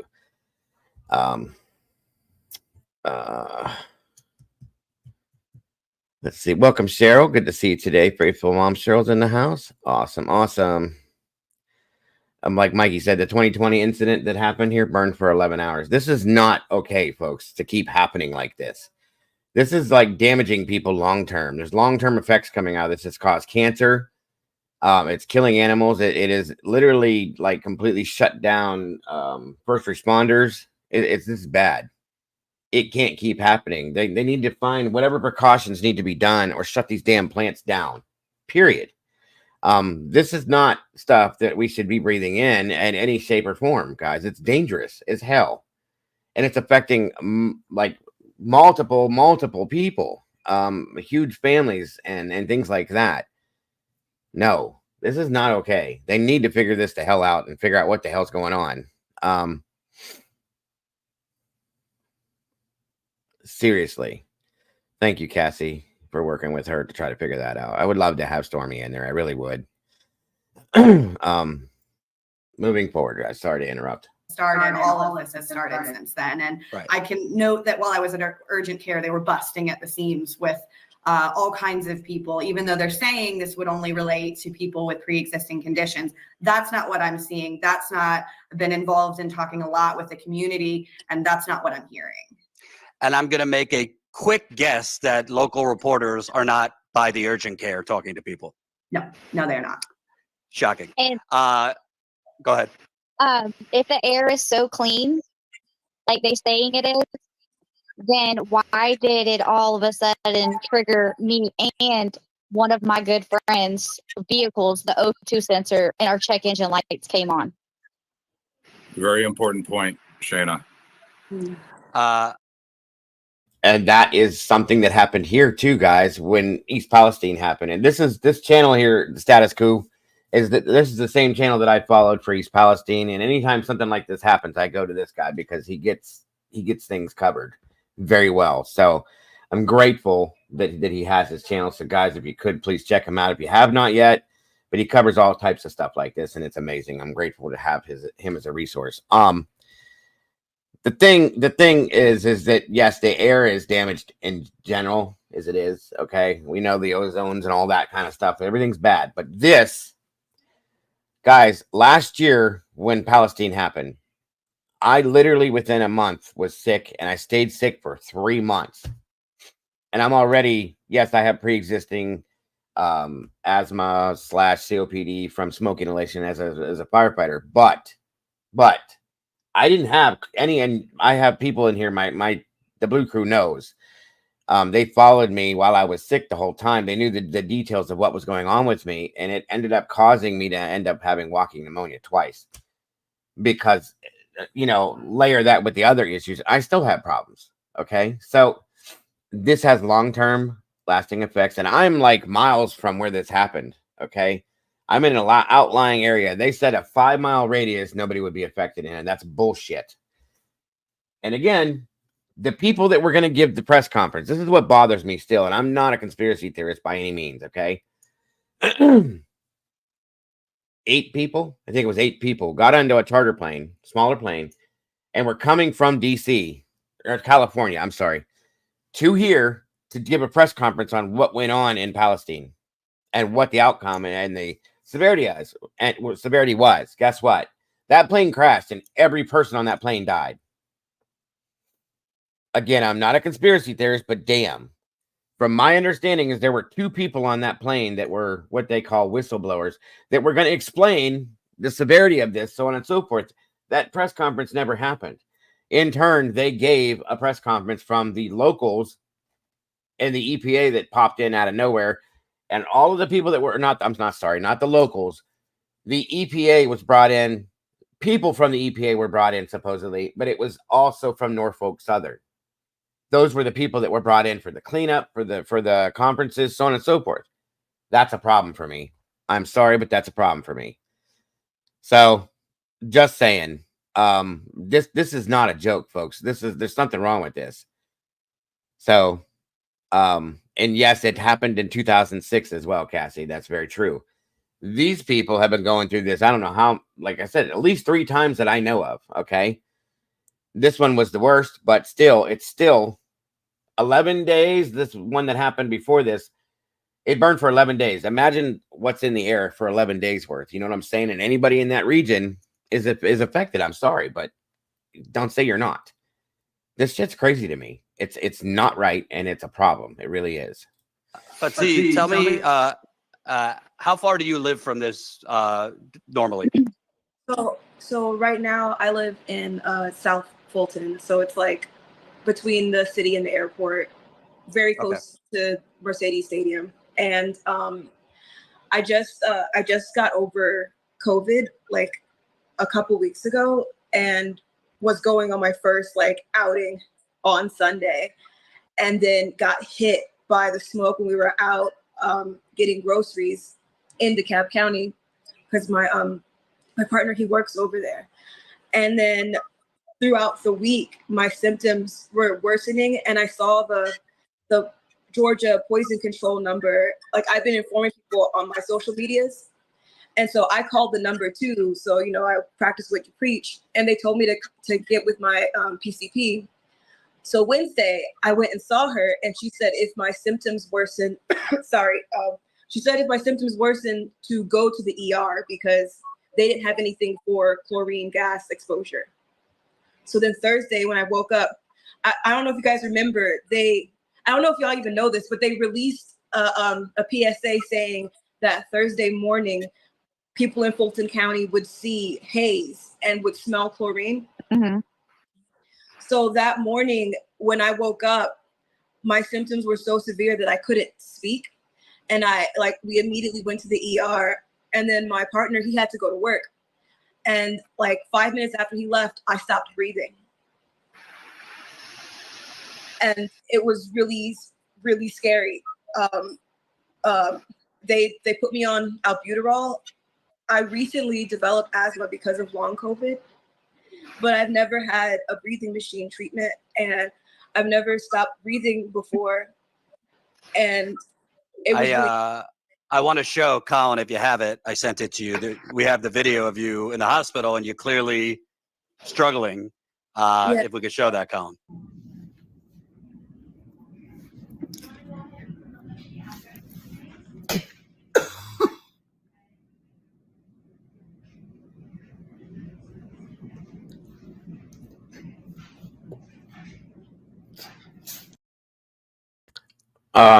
Stormy, I just invited you and waved to you in Discord. I found you in there, so you should be able to get something. If you click on that, it should bring you to the sauce. Just so you know, sorry to interrupt this again, but this is, again, no joke, guys. Pay attention, because this is bad.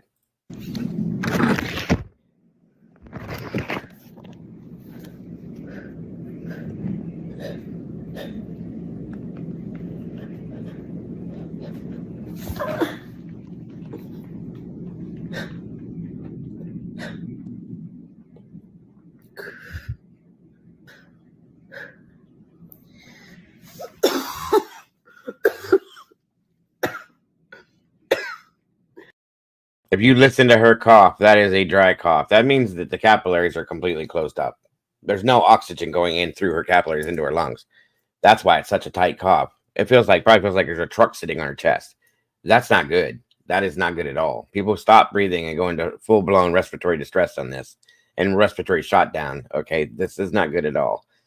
Now she's got asthma from long COVID, as well as having the CE right before this. So this is dangerous as all hell. And they need to do something to fix this. Thank you, Mark and Betty. And thank you, Mikey.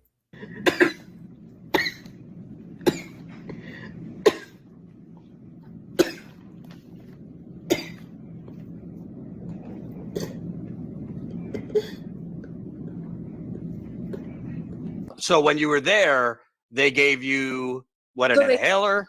So they gave me a they gave me a steroid shot in the arm, and an X-ray. So I got an X-ray before the breathing machine, which was terrifying because I couldn't breathe, and they were telling me that like after the machine was going, and I started breathing again, the doctor, she was relieved, and she said she was really scared for me because it looked very serious, and I was like, oh, that's even scarier. Not the doctor being afraid.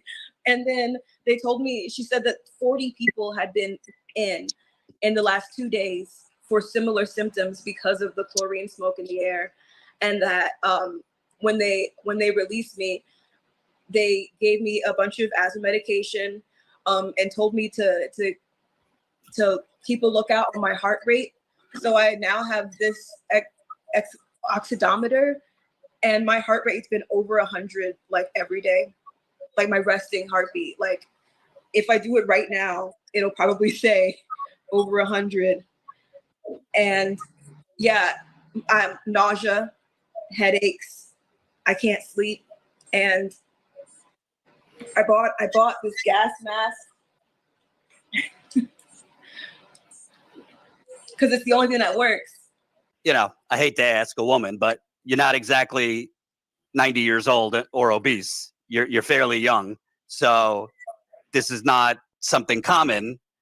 No, I have maybe seasonal allergies now because of long COVID, but I have not ever had an asthma attack before in my life.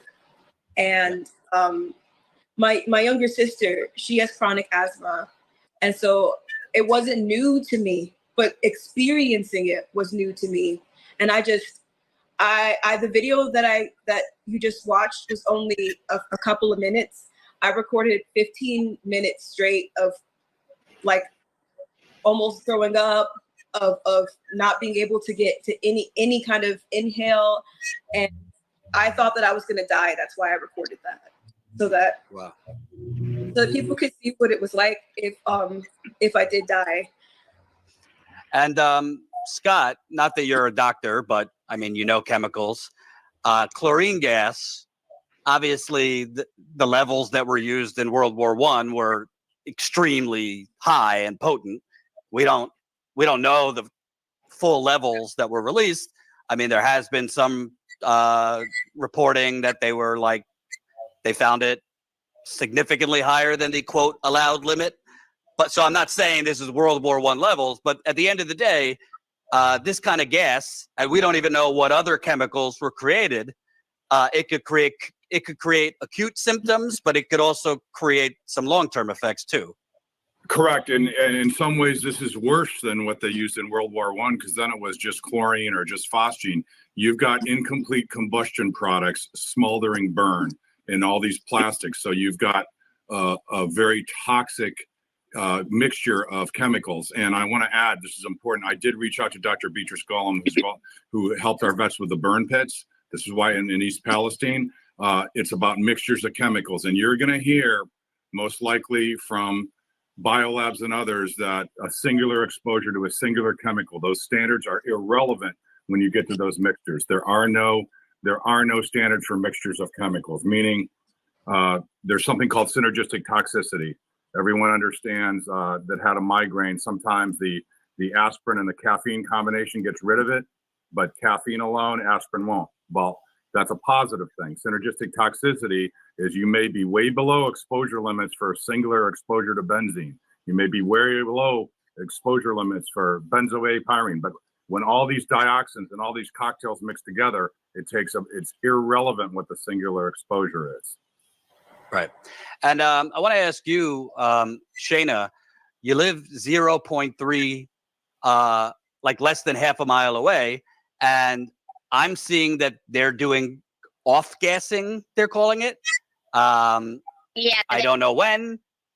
They're not really stating, or they have the roads blocked off. Was it yesterday? It was yesterday or day before yesterday. They did a mandatory evacuation on the other side of the railroad tracks from my house. It was Tuesday. Wow. It was Tuesday. It was yesterday. But they didn't exactly tell everybody why. They just said fumes in the air and stuff. That they didn't say anything. And they did the mandatory evacuation and then put the shelter in place still in it. But there's times where you can walk outside and you smell nothing. And then there's times where you walk outside and it hits you in the face.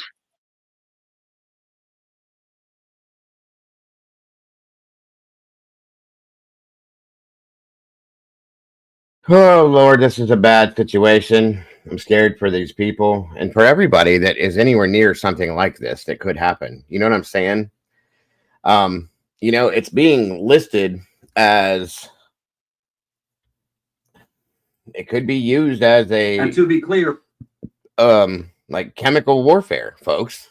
Just saying, I'm not trying to go dramatic on this, but damn. Hold on here. Pretty wild. This is in Georgia, where that chemical plant exploded. Hey, Christine Martin, welcome. We're going on now. Sorry. Yeah, there was a video done where it was listed as chemical of war. That's not good.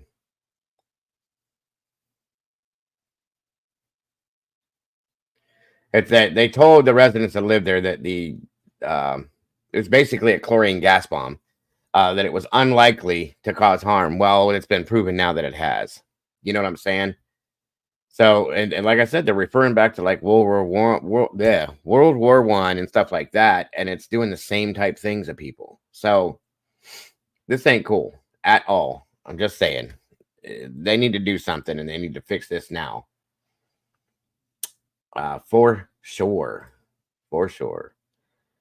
All right, guys, let's move on to this next scenario here. Next story, I should say. Wonderful to have you here, Christine Martin. I hope you're having a great day, and I really appreciate you joining us. Welcome, welcome. Let's see. Missing hiker 72 found near her dead husband's body in Maine woods, kept alive after the dog slept on her chest. A missing 72-year-old woman who was found lying near her dead husband's body in a Maine woodland after they got lost on a hike miraculously survived for 4 nights after their loyal dog slept on her chest to keep her warm. Excuse me. Pamela Helmstadter was rescued Thursday in the woods in Alexander in Washington County, days after she and her 82-year-old husband, John Helmstadter, got disoriented when they veered off the trail on a walk. Wow. Let's see. She was found around 200 yards from her husband's body with their black lab Lucy still trying to keep her safe, officials said. Thank God for that dog. Excuse me. When the K9 team located her, the dog was being very protective of her and even laid down on top of her chest, Maine Warden Service Sergeant Josh Beal said of Lucy. It sounds like that's what the dog would do at night as well to keep her warm. He continued, adding the pooch may have helped save his owner's life. Helmstadter, who endured nights in the rain and freezing temperatures as low as 28 degrees, was suffering from severe hypothermia at the time search crews found her, according to authorities. Her husband's body was found roughly 200 yards away from her, though it was not immediately clear exactly when he died. The tragic saga unfolded after Helmstadler's husband fell and couldn't get back up at some point after the couple decided to go off trail. Helmstadler, who had left their cell phone at home, opted to go and find help, but ended up lost and couldn't find her way back home, authorities said. This is sad. There's her husband, I'm guessing. She was more physically capable than he was, and they made the decision for him to stay put and her to try to go and find some help, Bill said. Search crews had been scouring the woods for the couple ever since an alert neighbor noticed the couple hadn't taken in a package left on their front porch. The neighbor then called police when one of the couple's 2 dogs returned home alone. Oh, wow. Helmstadler later told authorities that she'd given up hope of being found alive, until she suddenly heard search helicopters repeatedly flying overhead in the hours before she was discovered. The wife, whose body's temperature was at 90.7 degrees when she was located, was rushed to the hospital for treatment, authorities said. God bless her. That's so bad. So horrible. All they tried to do was go for a nice walk together, and unbelievable. Unbelievable. Miss Christine says, coincidentally, I'm studying the forever chemicals in my studies as of now, and the toxins, TBHQ, and whatnot. Those things are everywhere. Yes, ma'am. And again, it's wonderful to have you here, and we appreciate you so much, Christine. Thank you for joining us. I hope you enjoy it here, and we'll want to come back in the future. Again, thank you so much for being here for Meatballs in the Morning, our morning show. We also do, Christine, have another show, and usually in the afternoon, which is just true crime based. This one here, on the morning show, we typically will look at a variety of different things and kind of get things going on in the world. Welcome, Tomboy. Thank you for joining us. If you want to send that to me, Tomboy, I appreciate you. I can look that over too. Let's see here.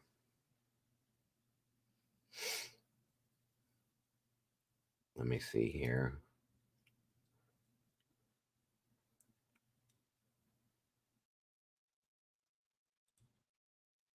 Oh, wait a minute. Here, I got one. Another story that popped up. A minute. Excuse me.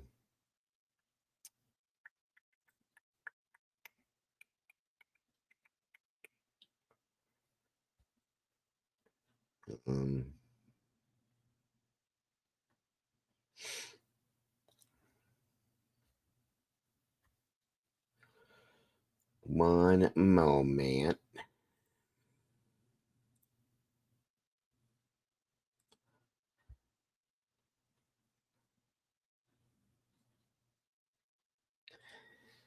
Another crazy, sad, and crazy story again, guys.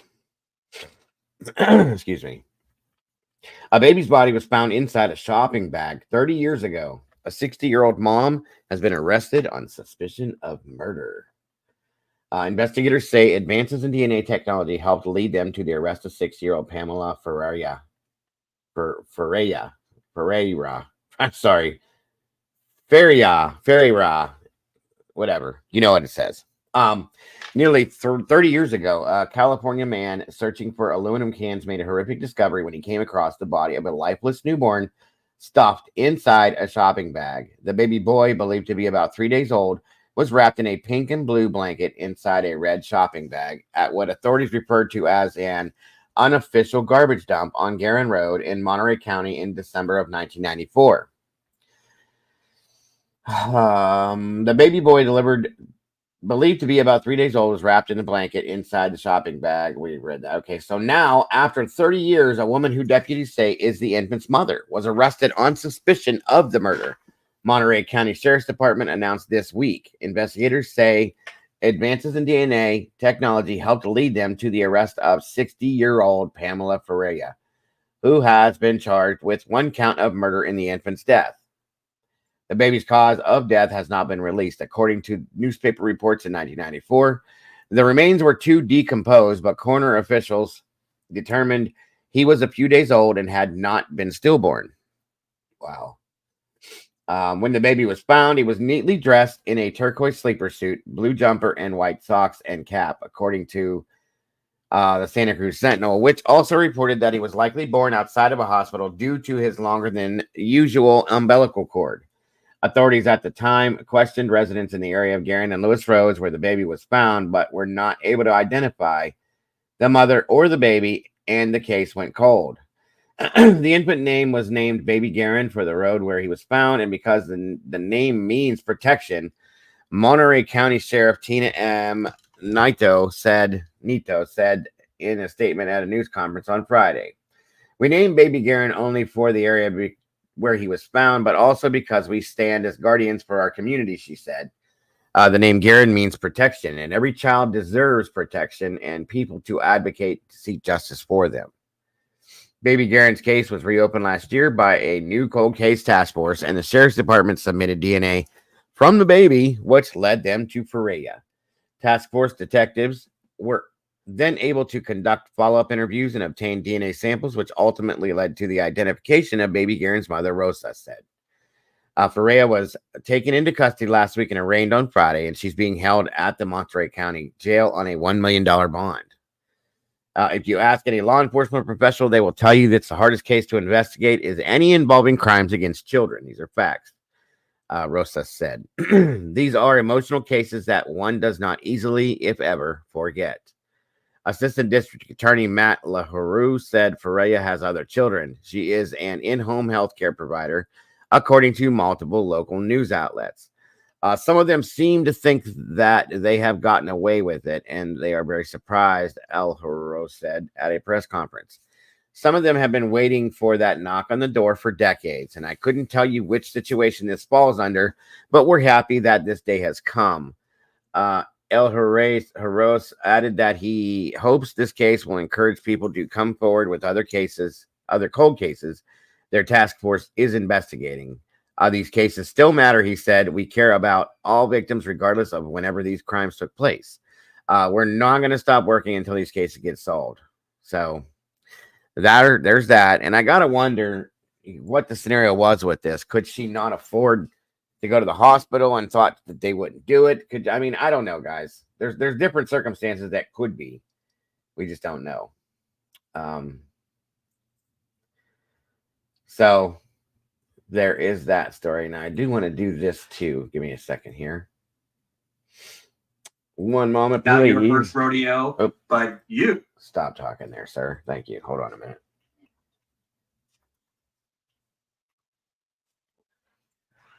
Let's see here. Where are we at?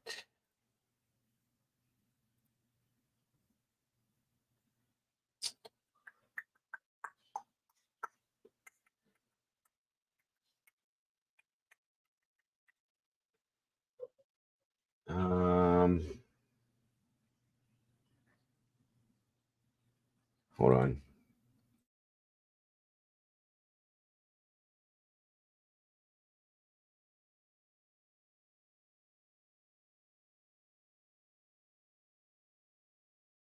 Okay, I got a couple of these to throw up here. Again, Arctic spends so much time doing this stuff, guys, and I want you guys to see some of these that have not seen them. I'm going to try to throw some of these out here, too. This is Arctic Fox. Welcome back to the channel. Today we are looking at the missing persons case of 13-year-old Serenity Musser, who is missing out of Lynchburg, Virginia. Serenity is 5 feet tall and weighs 130 pounds with brown hair and brown eyes. The Lynchburg police are asking for the public's help in locating the missing teenager. Serenity was last seen in Lynchburg, Virginia on the 12th of October, 2024. She was last seen wearing a black hoodie, black and white pajama pants, black and white slippers, and carrying a Nightmare Before Christmas book bag. Serenity does have a medical condition that requires medication that she is currently without, and she may be in need of immediate medical attention. Anyone with information on Serenity or her whereabouts is asked to contact the Lynchburg police at 434-847-1602. What is going on, guys? What is going on, guys? This is Arctic Fox. Welcome back to the channel. We do have an active Tennessee silver alert out for two missing women, Vinnie Carlock and Jewel Carlock. Vinnie is 72 years old, 5'3" tall, and 125 pounds. What is going on, guys? This is Arctic Fox. Welcome back to the channel. Thank you so much, Captain Jenks. I appreciate that. Excuse me. Appreciate that very much. Ooh, got hiccups, guys. For the super chat, brother, you are very much appreciated. I appreciate it so much. That does help in so many ways, guys.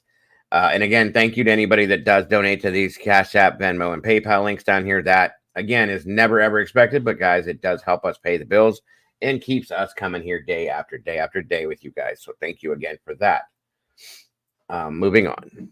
We do have an active Tennessee silver alert out for two missing women, Vinnie Carlock and Jewel Carlock. Vinnie is 72 years old, 5'3" tall, and 125 pounds with brown hair and brown eyes. Jewel is 71 years old, 5'3" tall, 160 pounds with black hair and brown eyes. The silver alert was issued for the two missing women. They were last seen on the 17th of October, 2024 in Memphis, Tennessee. Vinnie and Jewel may be traveling in a Rght 2008 Honda Accord with Tennessee tag 056BFGL. They have medical conditions that may impair their ability to return safely without assistance, and they may be in need of immediate medical attention. Anyone with information on the missing women are asked to contact the Memphis Police at 901-545-2677. What is going on, guys? This is Arctic Fox. Welcome back to the channel. Today we are looking at the missing persons case of 13-year-old Abby Cabral, who is missing out of Virginia Beach, Virginia. Abby is 5 feet tall and weighs 110 pounds with brown hair and hazel eyes. The Virginia Beach police are asking for the public's help in locating the missing teenager. Abby was last seen in Virginia Beach on the 18th of October, 2024. Abby does require medication and she may be in need of immediate medical attention. Her family and friends are very concerned for Abby's safety and her well-being. Anyone with information on Abby or her whereabouts is asked to contact the Virginia Beach Police at 757-385-8170. All right. And again, Arctic, thank you so much for all the hard work you put into those. The more often we can put these out, I'm going to try to start doing 2-3 of those a day when we're in the morning show. They're very important, guys. And the more coverage we get on them, oh, well, thank you so much, Cap. I appreciate that so very much, brother. God bless. So very much. Excuse me. That is a blessing, sir. It really is. That will definitely go towards making sure these bills are paid. So thank you, sir, so very much. That is amazing. Yeah, I was thinking, because of what Arctic does and being that he's in here all the time with us too, if I could drop 2 or 3 of what he does a day on this channel in the mornings, it's going to help to make awareness for it, bring it out there, and maybe help to bring some of these people home. So that's another thought I've had about this. Just yesterday, I was thinking about that because he puts so many out at a time. It's going to definitely help. So again, Arctic, thank you for making that applicable for me to do that. So it's very much appreciated, sir. All right, guys, moving on. Let's see here.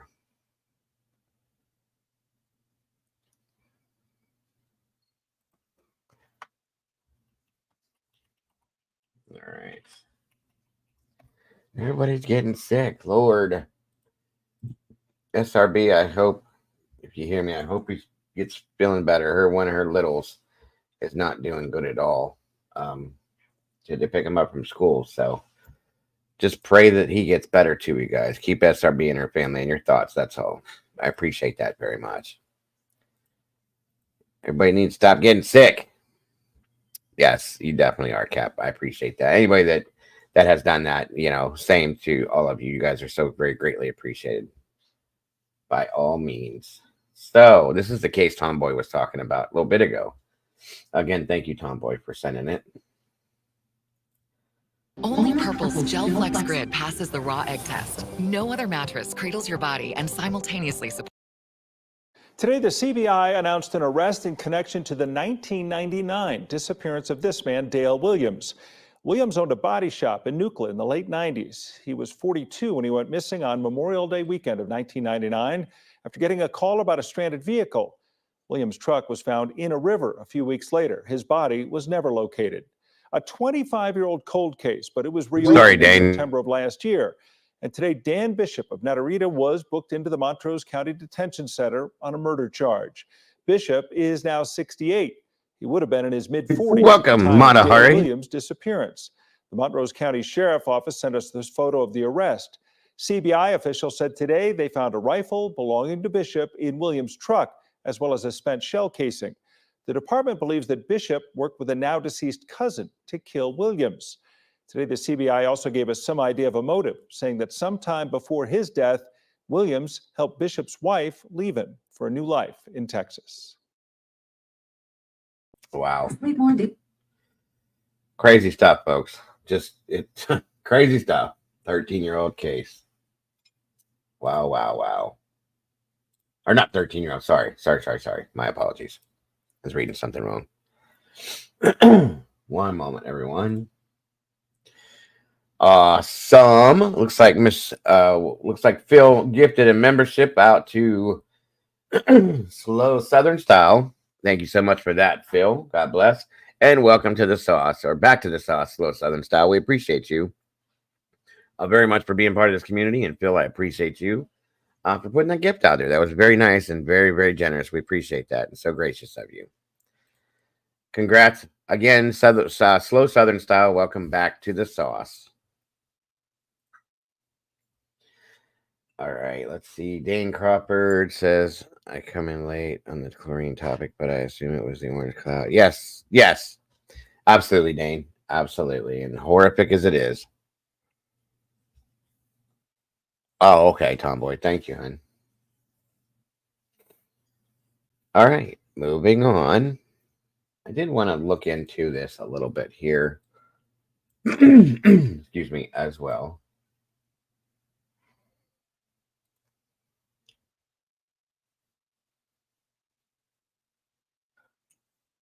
See here. One moment.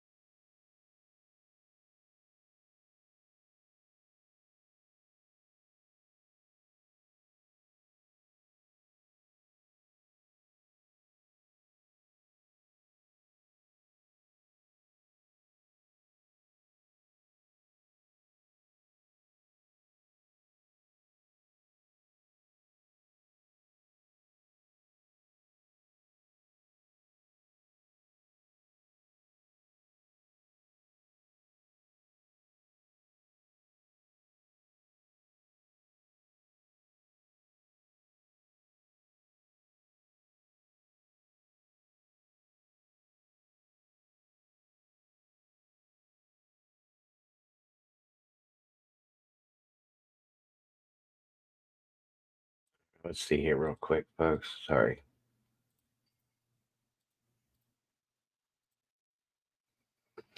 So.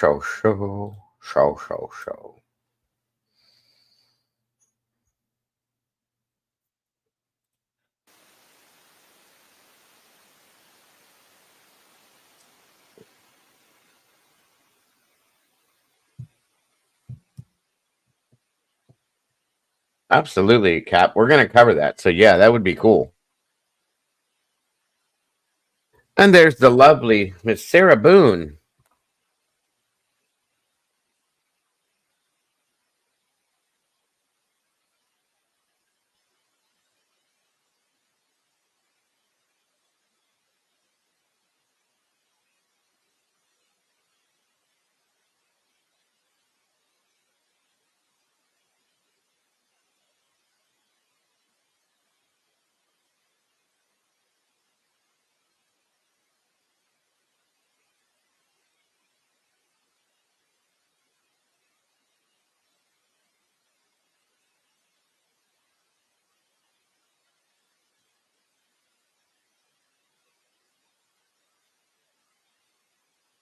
Hold on, there's about to be sound. Sorry.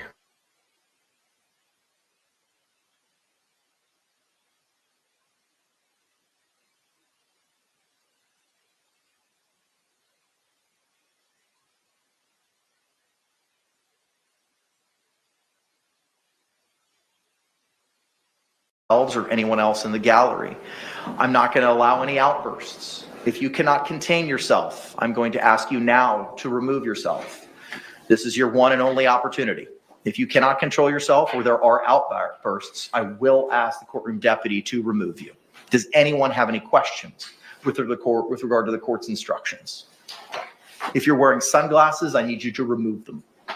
Thank you. All right, with that, State, anything we need to address before we bring in our panel? One more thing. Yes, sir.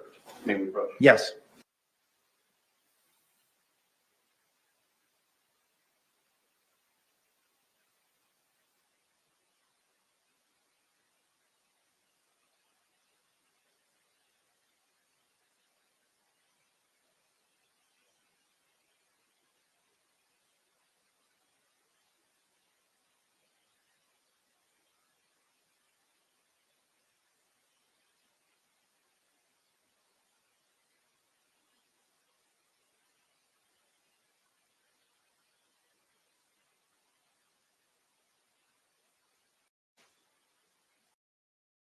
I hate that they keep shutting the mics off on this. So anyway, let me jump over here real quick. Bear with me, guys. One moment.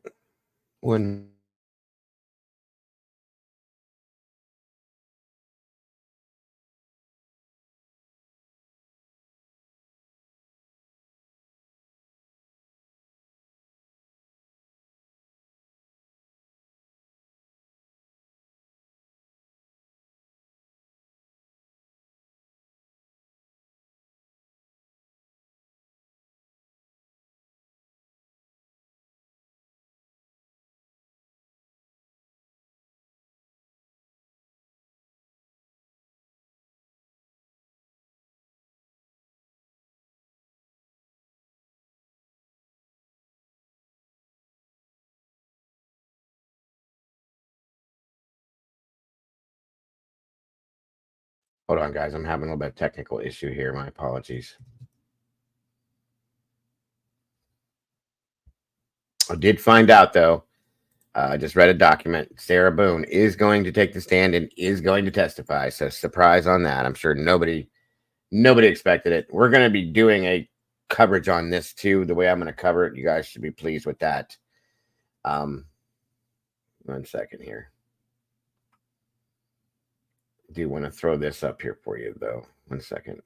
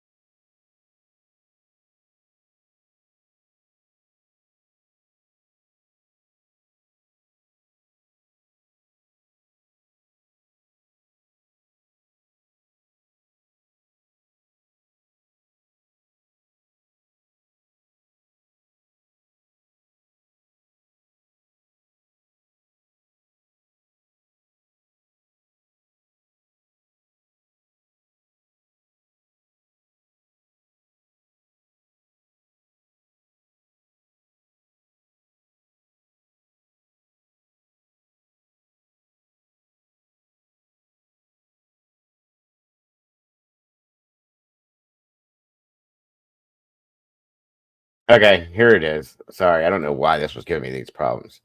This is the testimony from Sarah Boone's trial from the medical examiner. I just wanted you guys to hear this part of it.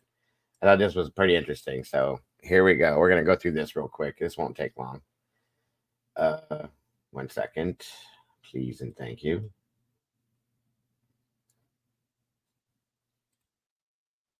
Showing you photo 1 from State's composite.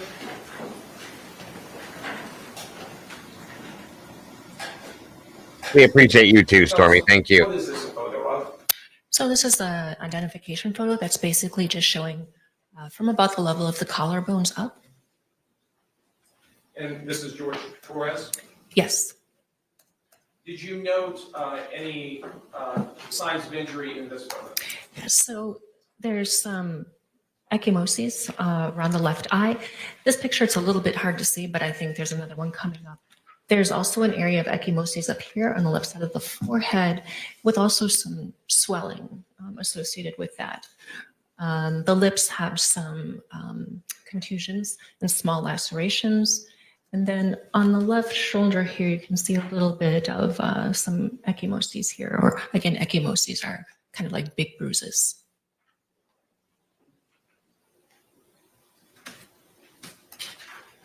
Turning to photo 2 from State's composite.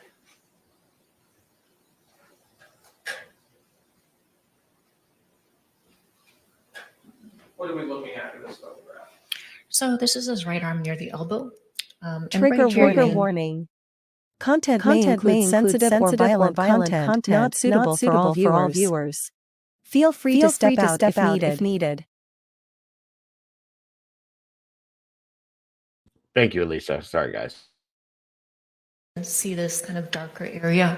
So this looks similar to an abrasion, but it's actually it's what's called drying artifact. And again, this is one of the reasons that I think that he was in that suitcase for a little bit longer.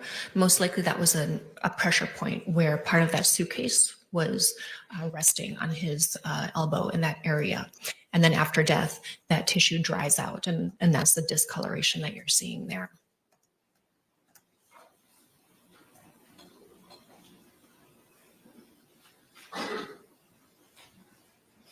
Turning to States 3 from the composite. So here you can see a little bit better. I don't know if you can get a feeling for this, but this area is what we call edema or swelling. So this whole area is edema. It's a little bit discolored, so ecchymosis. And then again, really at the corner of the eye here, you can see that darker discoloration. And so those are injuries from blunt force trauma.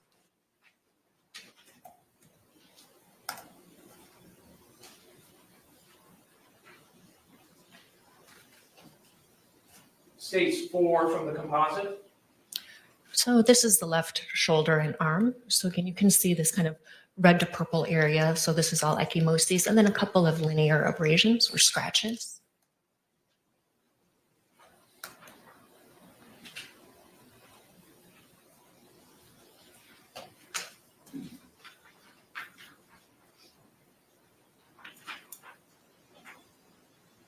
States 5 from the composite. This is the same area, just a little bit closer up, so you can see this whole area of ecchymosis. It's a little bit variegated, differential in color, but again, that's all blunt force trauma. And what part of the body is this we're looking at? This is the left shoulder.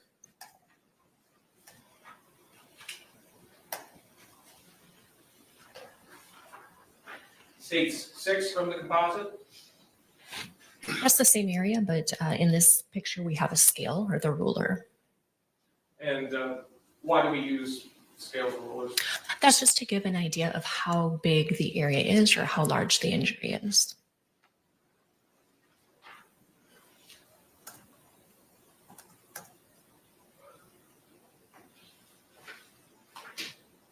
States 7 from the composite. So this is the left forearm and hand. And you can see the area right here that's a little bit red to purple. And then also right here on the left hand, right here and here. Those are all areas of ecchymosis, again, blunt force trauma.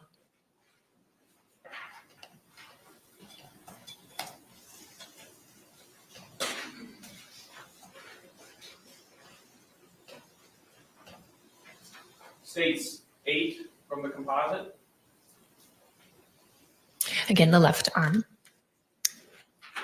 Just from a little bit of a different angle, so you can see, and a little bit with the elbow too here, but you can see all these areas, ecchymosis.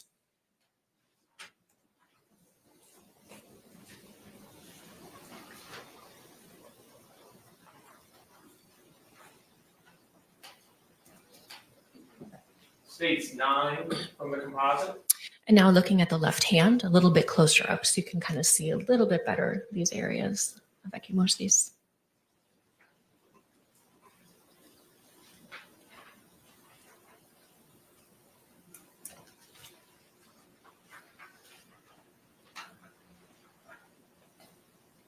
States 10 from the composite. And again, the left hand just closer up.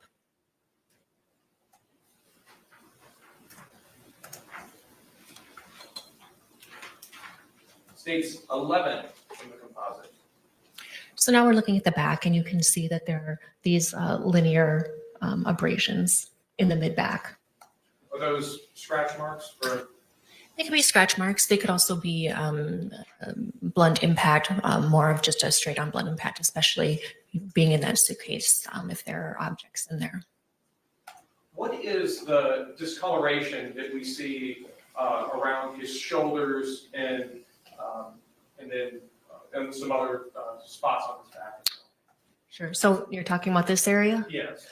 So that's called livor mortis or lividity, and that's one of the changes that we see again after death. And basically what that is it's postmortem after death, settling of blood in the blood vessels.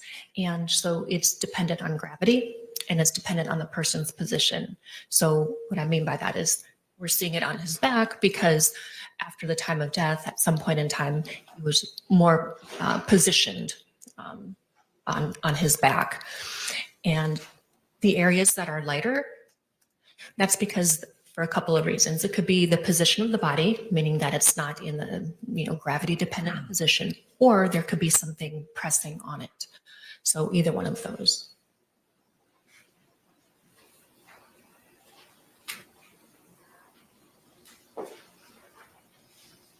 Stage 12 from the composite.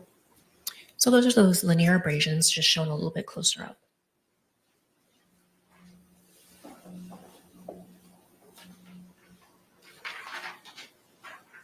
Stage 13 from the composite. And the same, but with a scale.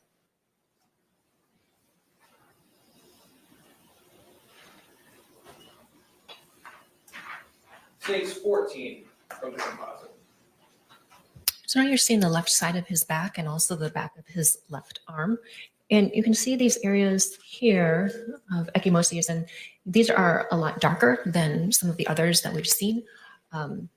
One of the things that I did is I looked underneath the skin in these areas because they're so much darker and so much more dense. So I wanted to see if there was injury of the deeper tissues. So these areas are associated with hemorrhage or bleeding into the skeletal muscle, so the deeper tissues. And so that's just indicating more force applied to that area. And when you did your internal exam, did you examine this area and did that inform your findings? Yes.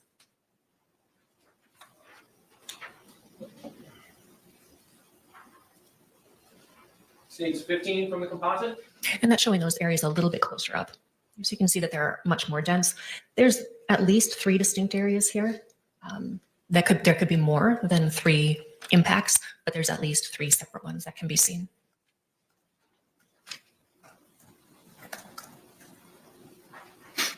Stage 16 from the composite. This is just showing the upper back and the back of the neck. We've got a linear abrasion right here on the back of the neck, and these were the ones shown in earlier pictures.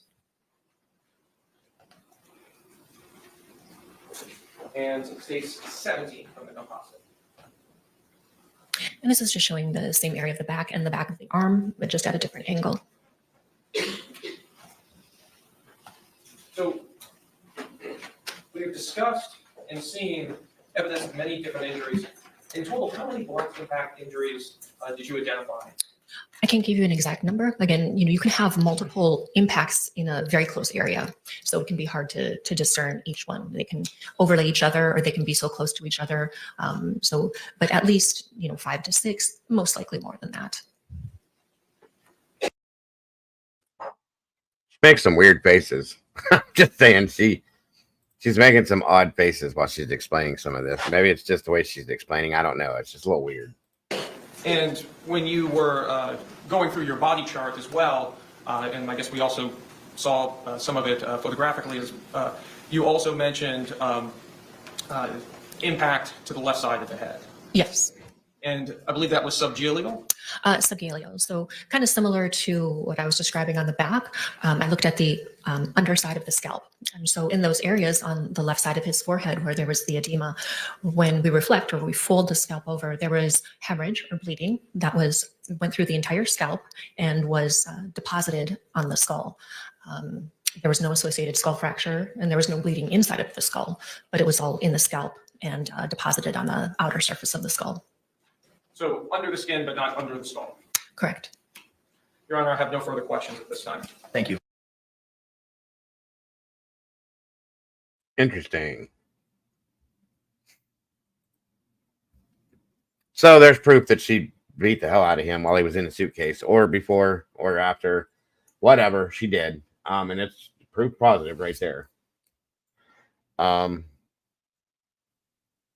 see you guys are in Foodland over here.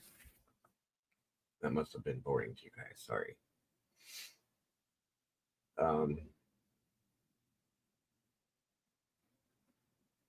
Let's see. Hold on a minute. All right. So once again, I love this, and I'm just going to give you guys an update through this. Bruce Rivers, I don't know. I follow Bruce. I like his down to earth, AKA Shorty. Hey, hey, hey. Good to see you today. Thank you for joining us. I like the way that Bruce approaches these things. He's very down to earth and just kind of puts it out there. I wanted to give you guys his feelings on what's going on with Boone the Loon. So let's check that out, guys. Then we'll be moving towards the end of the show for the day. Thank you, Mikey. Thank you. Thank you. Called alcoholism. Now it's called alcohol abuse syndrome. They're drunks. Let's just call a spade a spade. They're drunks. Both of them. I'm going to hide you, and you're going to seek for your last breath. You should probably shut the f up. Sarah. Shh. Is the last thing you will hear the defendant say to Mr. Torres. You should probably shut up. As he is face down, zipped shut in a suitcase. These are bad facts. They are just and they're unarguable. Absolutely, Shorty. Because they're on video. Sarah. The defendant laughs again. Sarah, I can't breathe, babe. She laughs again. That's on you. Sarah, I can't breathe. She laughs. Sarah. That's my name. Don't wear it out. Sarah, I can't breathe, babe. Seriously. Yeah, that's when you do when you choke me. Sarah. I mean, and this is effective because he's going through this recording, and it is just so cold of her. She laughs again. Michael, can we roll the clip from my cousin Vinny in his opening statement? Everything that guy just says, bull. Thank you. All right, so that's not an opening statement. We would they do things in that movie that we would just love to do, but the movie's more realistic than you think it is. When the prosecutor objected, he objected because it's argument. But the idea of an opening statement is to showcase what you think as the lawyer the evidence is going. Absolutely, Shorty. That's a fact. I was just talking about that the other day about how we need to make sure that everyone's mental health following these trials and these cases is something that is the most important thing is our mental health before what else is going on. So yes, that's a great point, and I appreciate you stating that again, Shorty, for sure. To show. Bruce Rivers, he's the criminal lawyer. Bruce Rivers, he's the criminal lawyer. Welcome, Betty. Thank you so much for joining us today. Hope you're having a great day. Bruce Rivers, he's the criminal lawyer. What he do? And it's gonna react to all the self-snitching. Hi, this is Bruce Rivers. Welcome to another fun-filled episode of Criminal Lawyer React. This is a special edition where the content geniuses decided what we're going to do today is get some popcorn, maybe a glass of wine or something, and it's not going to be terribly long, but we're going to watch the opening statements in the Sarah Boone case, and I'll give you a little commentary about the Sarah Boone trial. And before we get to that, Michael, we do have some merch, don't we? Yes, we do, in fact. Where would we get that merch? We would go to CLRBruceRivers.com. This will be pretty quick, guys. And then, like I said, at this point, we'll be done for the day. So, CLRBruceRivers.com for all your selfish snitching needs. And before we get to the opening statements, this is brought to you by our loyal sponsor, eForms.com. If you have a need for a legal form, go to eForms.com. I'm doing wonderful, Betty. It's wonderful to see you. I hope you're doing well. Welcome home from work. And again, thank you so much for joining us today. We appreciate you. Power of attorney, anything you need, like a bill of sale, rental agreement, any kind of legal form, you go to eForms.com. You as well, Shorty. You used to have to go down to the street, and we had a company that would give you these forms. Now you can just get it online. You don't have to reinvent the wheel. It's not that expensive, and you can avoid the high cost of a lawyer to protect yourself in and out of court. So go to eForms.com. Okay, so let's talk about what is an opening statement. Opening statement is not argument. Might sound like argument. In fact, Michael, can we roll the clip from my cousin Vinny and his opening statement? Everything that guy just said is bullshit. Thank you. All right, so that's not an opening statement. He said everything that guy just said is bullshit. They do things in that movie that we would just love to do, but the movie's more realistic than you think it is. When the prosecutor objected, he objected because it's argument. But the idea of an opening statement is to showcase what you think as the lawyer the evidence is going to show. The evidence in this case will be X. On the cold and dark night, Sarah Boone was drunk, and the evidence will show that she was 0.16 at the time. And the evidence will show, and then they go through the evidence. And they try to showcase what the evidence is and what who the witnesses are that they're going to testify and what they're going to testify about. You don't say, everything that the prosecutor, the defense is going to come and say is X, Y, and Z. You don't give an argument. You save that for your closing remarks. So let's get into this. Let's just see what this is cold, so I haven't seen this. So make sure you got your popcorn. Make sure you got your glass of wine or whatever you got. Put your feet up. Let's take a look. Through witnesses. With that, Mr. Jay, you may proceed, sir. Thank you. Ladies and gentlemen, what the evidence in this case is going to show you is that this defendant Torres shot in a suitcase. She was able to do this because at the time of his death, he only weighed 103 pounds. And she did this with the malicious intent. So obviously we can hardly hear what he's saying. And that's an issue because you want to have your argument heard. They can probably hear him a lot better than we can, but he's got a microphone and he should be, this whole business of getting up in front of the jury and getting close to them. In federal court, you can't do that. You have to have one hand on the podium at all times in federal court. And you got to stand at the podium. You don't get to walk up and down in front of the jury like they do in the movies. Punish him. And then she went up to sleep and left him to take his final breaths on this earth alone. How many breaths those were, we don't know. The evidence is going to show that it was at least for about 15 minutes because there's going to be 2 videos that the defendant herself took of this event. See how he starts off each, paragraph basically with the evidence is going to show. The evidence is going to show George Torres is dead because in this defendant's judgment, he deserved it. Now have a conscious disregard for whether he lived or died. You will see. So he's saying that the evidence is going to show that he died because of this defendant and her judgment at the time. Now have a conscious disregard for whether he lived or died. You will see and hear these videos. What I expect you will hear from a video that began at 11:12 p.m., 45 seconds, on February 23rd, 2020 in Orange County, Florida. 4.5 years ago. So she's been in custody this whole time. And I remember Sarah's gone, she's on her 9th lawyer, 9th, 10th, and maybe 11th, depending upon who's at the counsel table. You don't get that many shots at this. And I just can't believe they let it go on this long. But the key piece of evidence in this case, the very key piece of evidence is the video. I mean, you really don't need much more of a case than that. So, you. Is a suitcase on the ground, face down, with the zippers facing the floor. You will hear Sarah. The defendant will say, "For everything you've done to me." Sarah. For everything you've done to me. For everything you've done to me. So, For everything you've done to me. Sarah. Fuck you. And then the defendant laughs. Sarah. Fuck you. And the defendant laughs. The reason that's important is because what she tells the cops later. Sarah. Stupid. Sarah. That's my name. Don't wear it out. Sarah. I can't fucking breathe, baby. Seriously. Yeah. That's what you do when you choke me. Sarah. Sarah. That's my name. Don't wear it out. Sarah. I can't breathe, babe. Seriously. Yeah, that's when you do when you choke me. Sarah. So it's not a defense that if he did this something to her in the past, that she can now exact retribution. There is a thing about battered spouse syndrome, but that ain't it here. Sarah. Sarah. The defendant laughs again. Sarah, I can't breathe, babe. She laughs again. That's on you.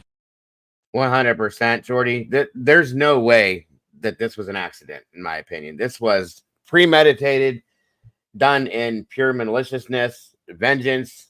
She was purposely trying to harm him, in my opinion. And I don't care what anybody says. That's how I feel about it. I'm not saying I respect others' opinions on this, but that is exactly, yes, exactly, Cap. Malice with intent. Thank you so very much. That's what I was trying to think of. 150% exactly what this should be. Okay? She just didn't think she was going to get caught. That's why Sarah Boone is so upset. Okay? She thought she was going to be able to get away with it. This is a perfect scenario. It's all his fault. I didn't do this. It was unintentional. That's why Sarah Boone is so upset and irate, because she got caught. That's why. You. Sarah, I can't breathe. She laughs again. And this is effective because he's going through this recording, and it is just so cold of her. She laughs again. Words. And I would submit the evidence is going to show, because of the intoxication from alcohol, is the next thing she says. Sarah, Sarah, Sarah, I can't breathe, baby. That's what I feel like when you cheat on me. Sarah, fuck you. I can't fucking breathe, Sarah. Sarah. Sarah. Sarah. That's what I feel like when you drink on me. Sarah. Sarah. Yeah. You should probably shut the fuck up. Sarah. Shh. Is the last thing you will hear the defendant say to Mr. Torres. You should probably shut up. As he is face down, zipped shut in a suitcase. These are bad facts. They are just and they're unarguable facts because they're on video. You can't argue with what she said. You can only argue with why she said what she said and why she did what she did. That's the only thing you can do here. That, again, began at 11:12:45 and lasts just over 2 minutes. It's very hard to watch. At 11:23 and 3 seconds p.m., there's a second 22-second video, and it's the defendant zooming in on the suitcase.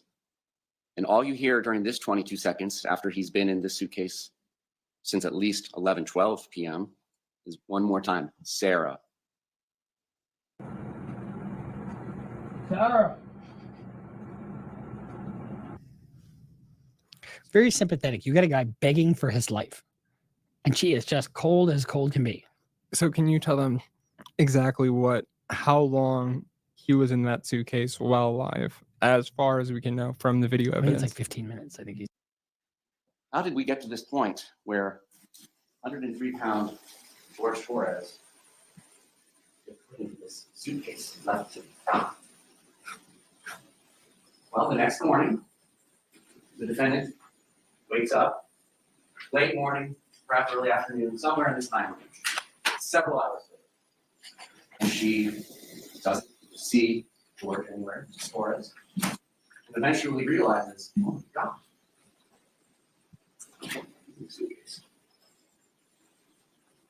First, I'll tell all of you, I don't believe her story about that.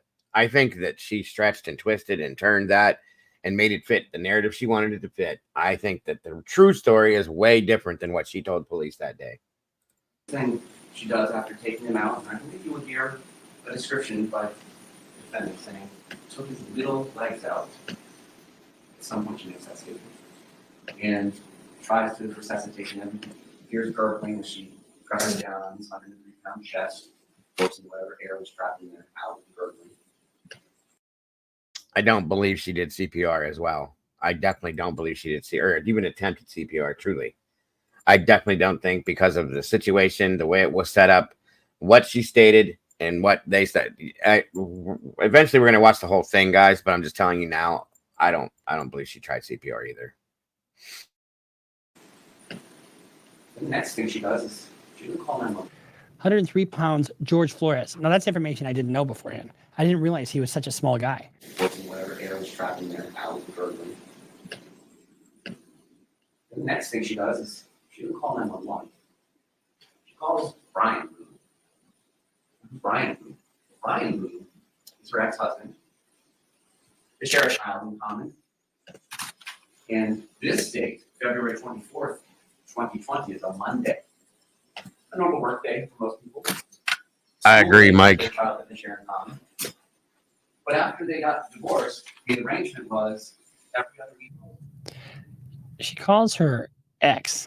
Why did she call her ex? She doesn't call 911 first.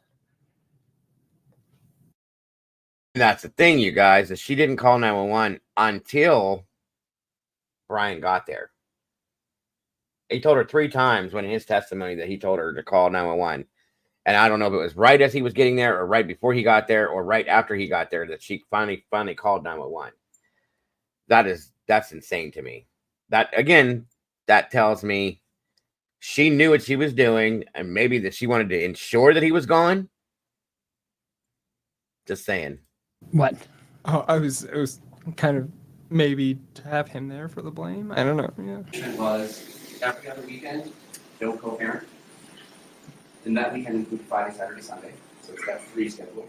And then Monday through Tuesdays, their child would be her responsibility. And Wednesdays and Thursdays, their child would be Mr. Brian Boone's responsibility. So February 23rd, 2020 was a Sunday. Now we've led into Monday, 2020. Mr. Boone had been trying actually to contact the defendant several times that morning because he just wanted to confirm. I was in fire and EMS, Shorty, for 17 years. So no, I know exactly. They'll know if CPR was performed. They will definitely know. When I went over the autopsy, there was no, if it was performed, it definitely wasn't done right. There was no cracking of the ribs. There was no sternum. Nothing was out of place. Everything is normal. Okay. She didn't do it, in my opinion. She didn't. The guy was such a small guy that it would have shown. Okay. There was no bruising on his chest. There was no bruising around that area whatsoever from the autopsy report. So once again, the only bruising, there was bruising everywhere else on his body, but in the areas that should have showed some bruising and or fractured or cracked ribs from doing CPR the right way. How you doing? I love that name. Welcome. It's good to see you. So yeah, no, I don't believe she did it. That's my personal opinion from my personal experiences. I do not believe she did. I've done it on at least 100 people, folks, at least. And I know how it's done. I know where it should be. The markings and the way that his body should have looked. There's no way. She probably weighs more than he does. In turn, she had the strength to do it the right way. And I don't believe she had the time to do it based on what she was doing. That's all I'm saying. She's on the phone with Brian from the time she said she came down, blah, blah, blah. There's little things that I've been listening to with this that's been stated that I just don't believe she did it. That's all.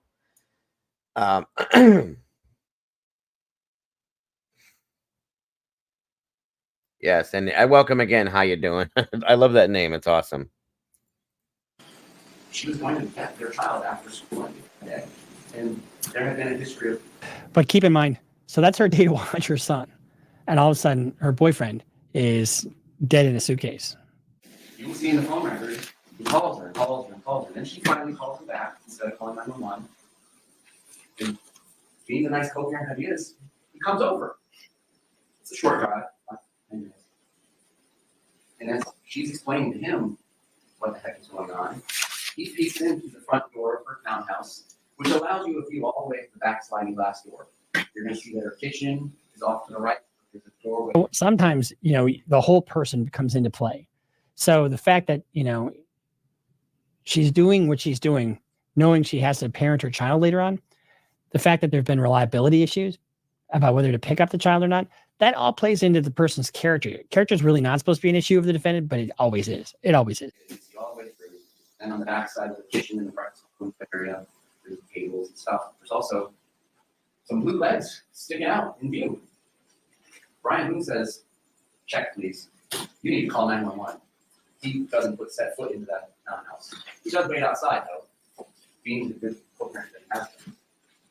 So now, after having first called her ex-husband, after having first waited for Brian Boone to come over, the defendant makes the 911 call. Okay, so Brian comes over, and they still haven't called 911 yet.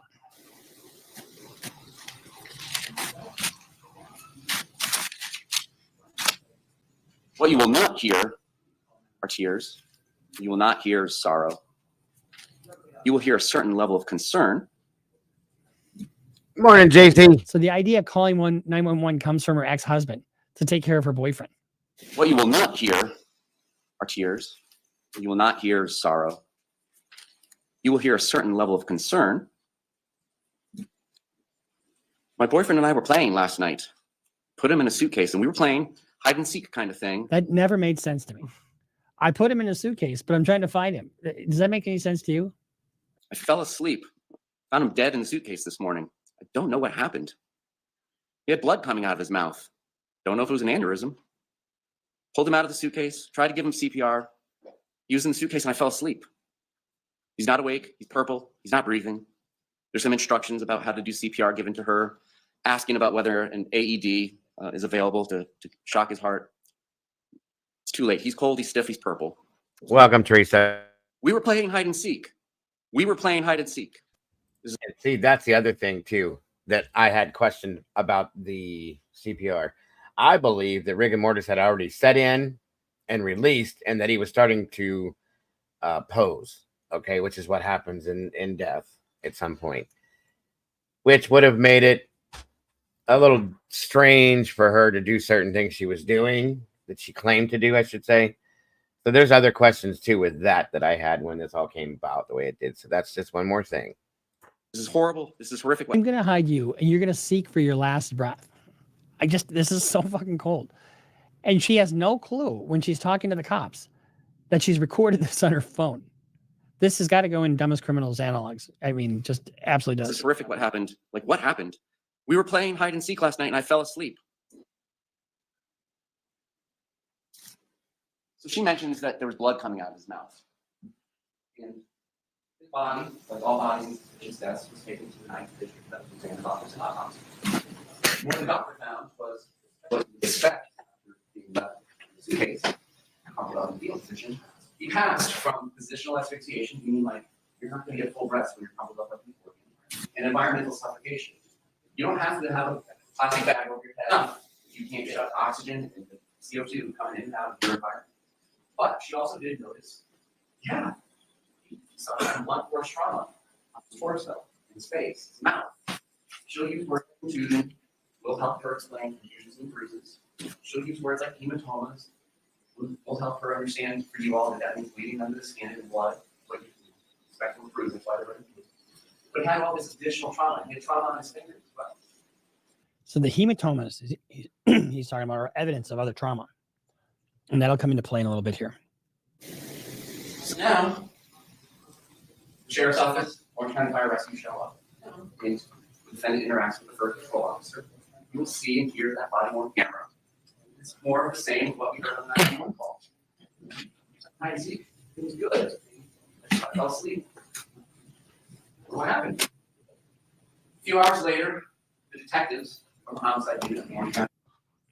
It's her statements to the cops that really do her in. Sheriff's office approach her and are ready to interview her after doing some initial things, which includes grabbing her cell phone, off of a counter that was found at a suitcase in those reports, and giving it to one. Okay, guys. So there's some of that. We'll get to some more of that maybe tomorrow, because it's getting late in the show, and I didn't want to drag it out too long, so I can cover the Leilani Simon trial today. That's my fault because I was a little bit late. My apologies. So, we're gonna get to the end of the show.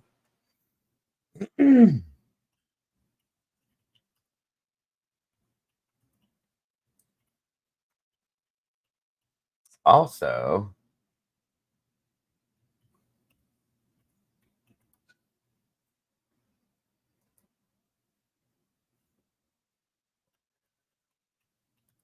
I'm gonna try to show something real quick here. It happened yesterday.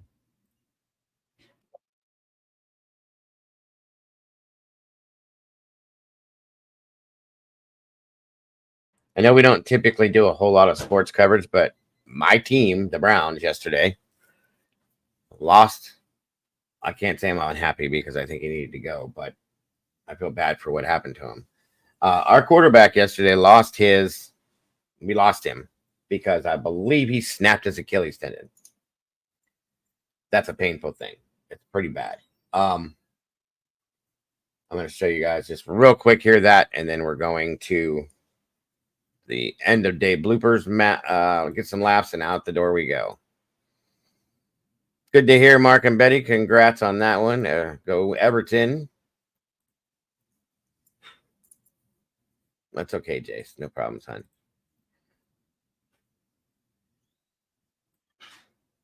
Suffered a serious looking right calf injury here on this play, and in this video we're going to take a closer look at what exactly happened here and what to expect in terms of treatment. Welcome back, everybody. I'm Dr. Brian Suter, and the goal in this channel is to help teach you about the medical side of the sports world. Taking a look here at what happened with Deshaun Watson, focus first on just the position of his right ankle and the right lower extremity here. So as Watson goes back, he plants that right foot, and then what this is going to do is it's going to cause a dorsiflex position of his ankle, meaning the foot is going to be pulled up towards his shin. Ankle coming up closer to the shin, that's going to be dorsiflexion. The opposite is going to be plantar flexion, where the foot is pointed downward. And what that's going to do in this position is, of course, it's going to put tension on the backside of his calf and that Achilles complex. Then that's an eccentric load that's being applied to that Achilles tendon. And then as Watson ultimately goes to push off, we unfortunately see that ripple. We see that snap, that pop that kind of goes up the backside of his leg. You can even see it down lower, kind of right there at the origin kind of insertion there of the Achilles tendon, and the subsequent rippling that goes up through his leg. And again, even a more significant dorsiflexed position there for Watson. So this combination of that dorsiflexed position that's going to cause an eccentric load on the calf complex, the Achilles tendon, as he then goes to push off, is of course going to be concerning for an Achilles tendon rupture. We'll talk next about the anatomy, some other injuries that could occur here, why exactly that position causes an Achilles. And I don't need to show you that. I just wanted to show you what actually happened. That's going to put him out. He's done. The Achilles thing, my wife's girlfriend, Nikki, did this, and we heard it when it happened. It was so disgusting. And you could see it happen within her calf and her leg. It was the grossest thing I've ever seen in my life, you guys. And the pain that it put her in, it threw her to the floor immediately. And she was wrapped up and couldn't walk for, Jesus, I can't remember how long. It was painful. So I just wanted to show you that clip real quick there. Showing it happen is the only one I could find like that. But, it's one of them things. But we're going to move on to the good stuff now. Up the toffees! Oh, Jesus, Tomboy, that stuff hurts. Yeah. I've seen people screech in pain like you wouldn't believe they'd have done this. So. All right. Hey, Rht. Oh, thank God.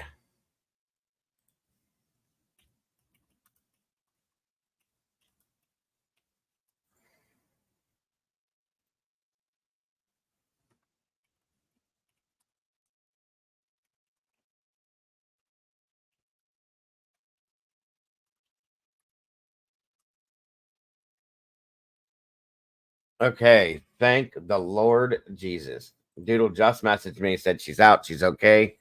She's loopy, and if she can hold down fluid, she should be able to go home here relatively soon. So thank you for your prayers. I was so worried about her, guys. That's why I've been off today. My temperament, my mood, you know, it's been off because of that. So thank the Lord Jesus that she's okay, and we'll be going home soon. Thank you guys so much for your prayers. Oof, I have been stressing out about that.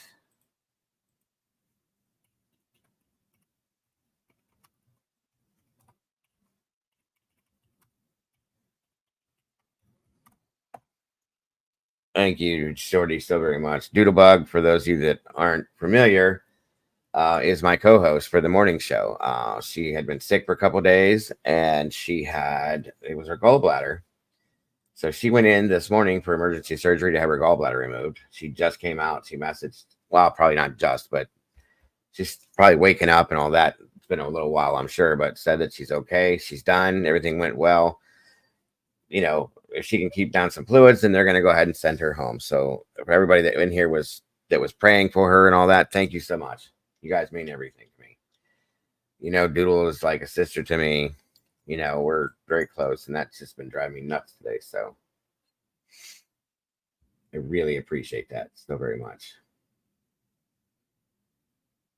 All right, guys. Let's see what we got here.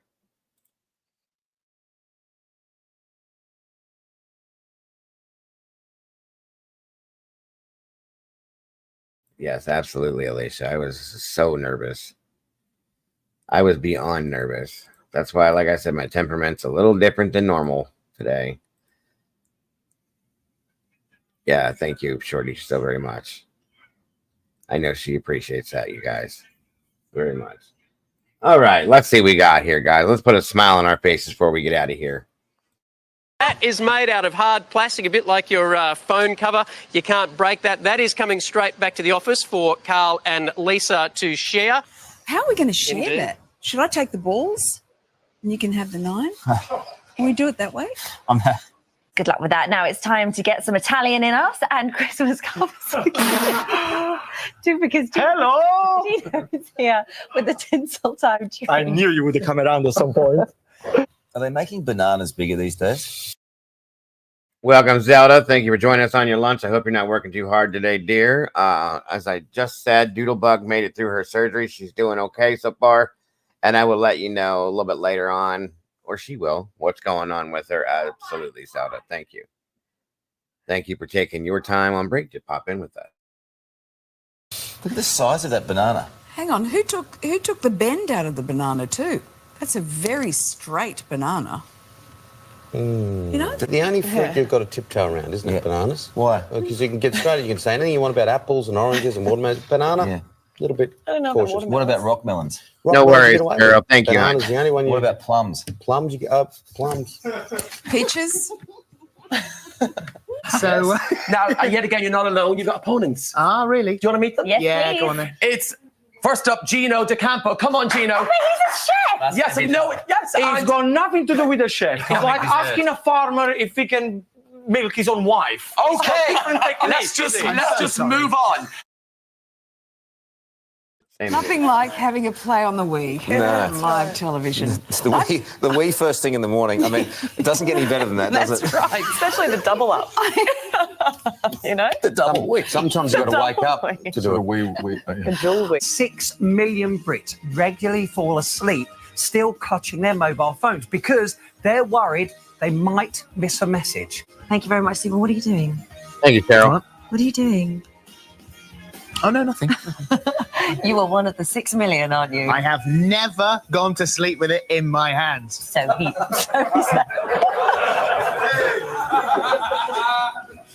Police saying that they're going to overhaul the state's liquor licenses so that you can't be drunk in a pub, club, or restaurant. What's happened to this country? Where can you be Where drunk? else are you supposed to be drunk? Correct. On a plane. Exactly. On a train. At the Logies. I know. Honestly, the nanny state's driving me nuts. I need a drink.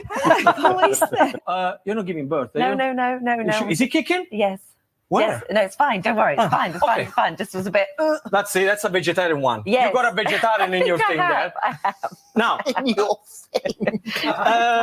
this is We love you something too, that we Carol. would do at Le Marche, the region Le Marche. They do this one with beautiful Where is onion that and the region? taleggio. You want to know exactly where it is? Yeah. Well, if you are Italy, Yes. all right, and this is the Ligurian coast, Yes. and your boot is the Puglia, Yes. Le Marche is here. Right. Okay. So just to give you an idea. All right? And you'd be forgiven for thinking a massive fire had caused this thick blue plume of smoke, but instead it was NASA testing its new rocket. It's a whole lot of smoke. Looks like Friday nights in Nimbin. Don't forget your mask. And your Orchie bottle. Good morning to everyone in Nimbin waking up to the Today Show Well, Uh, this I don't morning. think they'd be awake yet, would they? Good morning to everyone going to bed in Nimbin.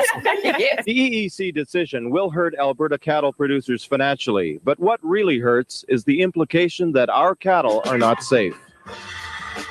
Are they doing it again? Are they? Stop that. I told you to stop that. It's not nice. Okay. All right. Thank you, Richard. What have you got there, Lisa? What was that? I've ended up with one of the props from the earlier boy. Baywatch segment. I've got myself a boy. Which is a pretty good outcome on a Friday. I An have to say. inflatable boy, no less. That's right. How Are you good is an gonna kiss it? inflatable boy? Sorry? I kissed the boy. We're going.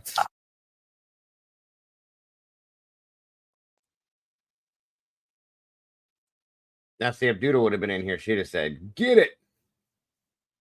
That's what she says.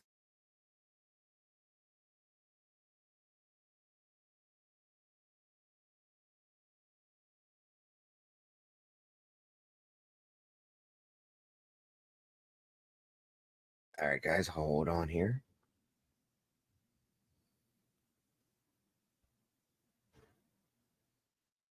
Let's see what else I got uploaded here. Plenty of stuff.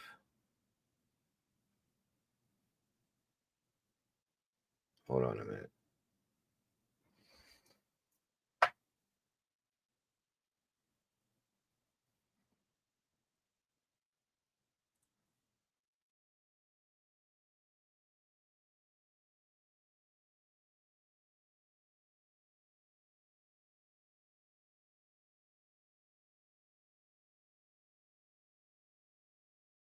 Walking to Gunnersville. Cow Patty Bingo. Boom goes the dynamite. All of this and more. But first, Frank Sinkowitz, the 1942 Heisman Trophy winner from Georgia, died early today at his Athens home. He was 70 degrees. That's our report for tonight. Thank you for joining us. We'll all be black next. We'll all be back next week, and I'll be black. We'll all be back, though. It's not my night. And a correction, Frank Sinkowitz, who died early today at his home in Athens, was 70 degrees. Jim? The teacher's first job.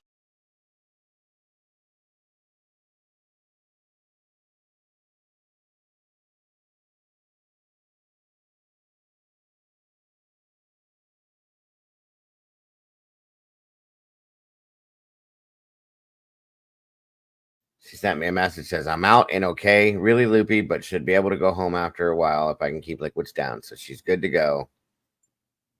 I'm happy to hear that. Thank you for asking, Mark and Betty. Will not be in the classroom. It'll be in the police station. for Ann Dwyer and her team, it's been a morning of fluctuating fortunes. Some changes in store for the Devil Rays and for Tropicana Field. The team announces it is reducing prices on more than 9,000 seats, and that lowers the average price of tickets by 7 cents. 7 cents to $17.79. The Rays will also close off the upper deck seating area, except when the lower deck sells out. And the team will also move the cheaper Southwest Airlines Freedom Fanfare section to the area now known as the beach. If you would like the facts and the figures, head to the Rays website at devilrays.com. Did I read that right? I'm sorry. Lower the price 7 cents, huh? Oh, now I can finally afford to go. Is that what you said? Okay. Thanks, Cap.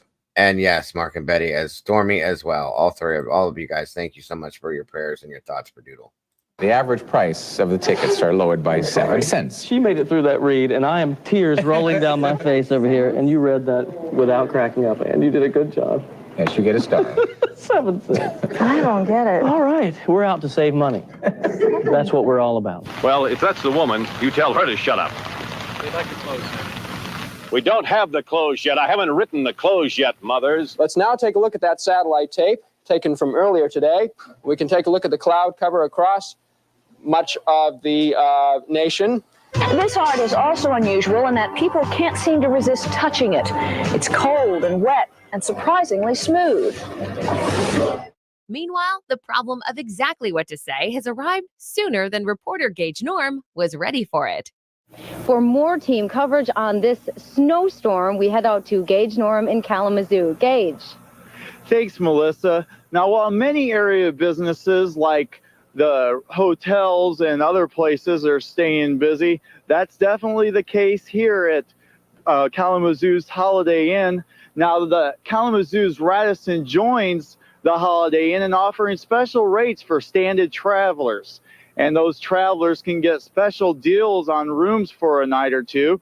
And they say that if they're joined in offering special deals, and also they're putting them over to stay a night or two, and then they go to the Holiday Inn and other places, and then they can go to reporting to different places. Now, store management also say that people started packing in last night at Myers, and definitely they're staying busy, and they didn't start slowing. This guy is not saying anything. He's like, they're going from other places to other places, and then these places and those places, and what a mess. Down till this afternoon at Meyer. We don't want to get hungry. As you can tell, we like to eat, so we want to fill up a little bit in case it gets bad tomorrow. On history. Meyer management says it expects to have more business coming up, and they'll always stay open no matter how bad the snow gets. Now, VFI Waste Services of Western Michigan that we talked to earlier says that it's going to have to cancel, even delay some of its services to area customers, but just put out your trash on the curbside and they'll pick it up weather permitting. Reporting live in Kalamazoo, I'm Gage Norm with news from where you live. Remain back. I think he's starting to freeze. Literally, like his brain's freezing. 100% Stormy. This is crazy. Back to you. Good evening, I'm Ken Bastida. Dana is off tonight. He was murdered and then set on fire while celebrating his birthday. They tell. What the hell? Hold on. Good evening, I'm Ken Bastida. Dana is off tonight. He was murdered and then set on fire while celebrating his birthday. They tell me by showtime the temperature will be down to 95, and plus they've got the ice on the stage and the fans behind them, so they're going to be blowing the symphony players and keeping them cool. Cheryl? Cindy, Marilyn McCoo is the performer tonight, right? Yes, Marilyn McCoo. The crowd seems to be excited about her. Comment you will not want to miss. Comet Haiku Take. But anyway, let's go to our perfect viewing. Comet Haiku Take, and we're thank you, hon. Coming up. Comet Haiku Take is out. I like to play that sometime. Hayakataki. Now that I'm not out of breath, actually. Back at Boston, it's Hanukkah. Tonight begins the Jewish holiday of Hanukkah, the Festival of Lights. And standing by at his home live with Instant Eye is Rabbi Bradley Bliefeld of the Baltimore Hebrew Congregation with his family. And now they will light the first light of Hanukkah. Praised are you, O Lord our God, King of the universe, who has kept us in life, sustained us, and permitted us to reach this joyous occasion. Amen. Rabbi Bliefeld, this is Richard Scher, and we'd like you to explain the significance of Hanukkah, if you would. This begins our 8-night festival of religious freedom. We commemorate the time over 2,000 years ago when a small group of Jews fought for their religious freedom against the Assyrians, and indeed has a special meaning this year because we of the Jewish community share in the concern for the hostages being held in Iran, for they too are suffering under a contemporary form of religious tyranny. May all of us here wish you and all of your family a very happy holiday, Rabbi. Thank you, and to all in the community. Okay, thank you very much.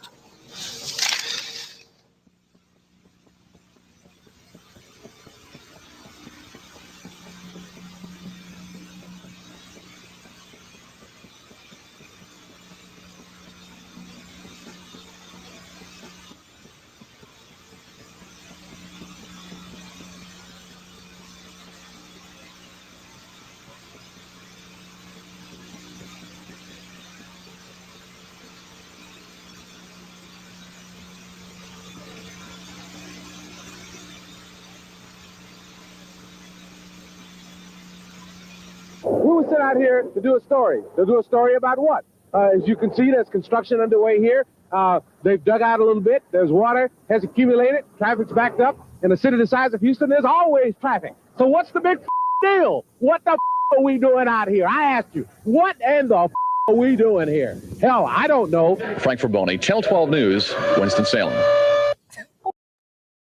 I'm guessing that guy was either quitting or was fired right at the same time that story went down. That's my opinion. What was that noise? I know. It sounded like a foghorn. Well, they did come to life. He said it, and they did it. Did they make those kind of noises back then, you suppose? Those dinosaurs make Well, those? you would know better than I don't know. I come nowhere close to being around it. You know I don't know. I'm not that old. Okay, nope, not prehistoric. All right. Well, anyway, it's that time again. That time, right? That time. Okay. Cosmetics manufacturers won't be greatly affected, but the Maraschino Cherry Association said today that this action will ruin the $100 million a year maraschino cherry industry. David? If there is ice on Mars, it seems reasonable to conclude there is water. The scientists involved with the Viking project have so concluded.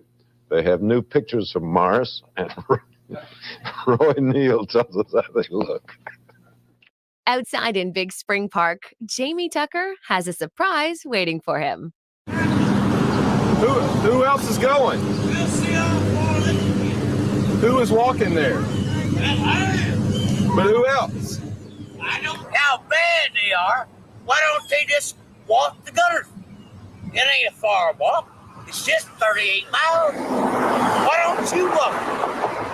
Why don't you walk the gutters?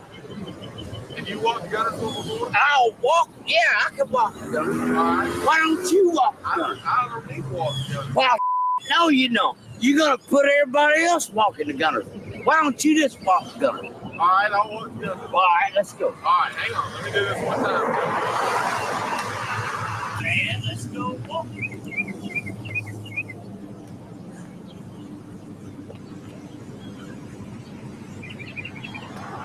How about strutting that ass?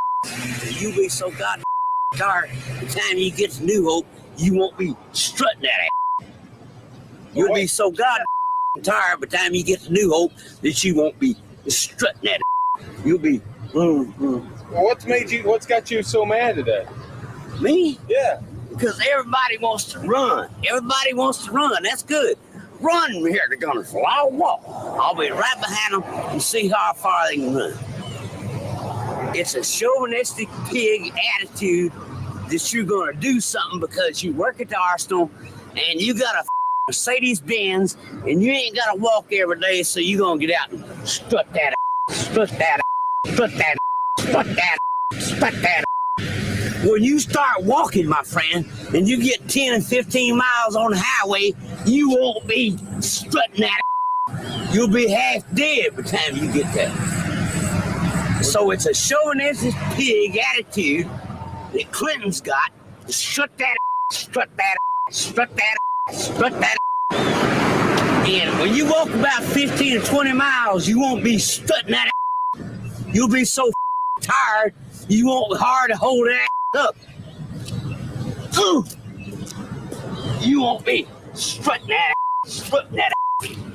What really happened on that Thursday here at Augusta High School that led to Chris Wood's death? The is that? I'm dying in this country uptown. flying in my mouth. The I can't see pollen. And let's get the out this country, motherfucker.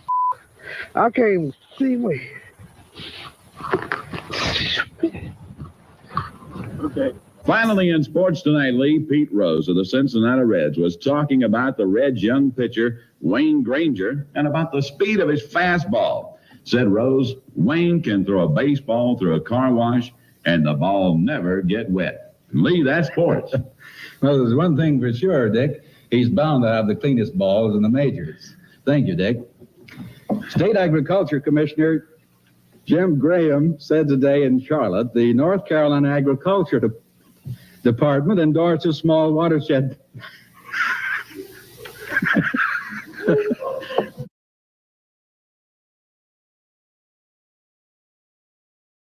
Now here's Orion Samuelson. Now here's Orion Samuelson. Sound asleep.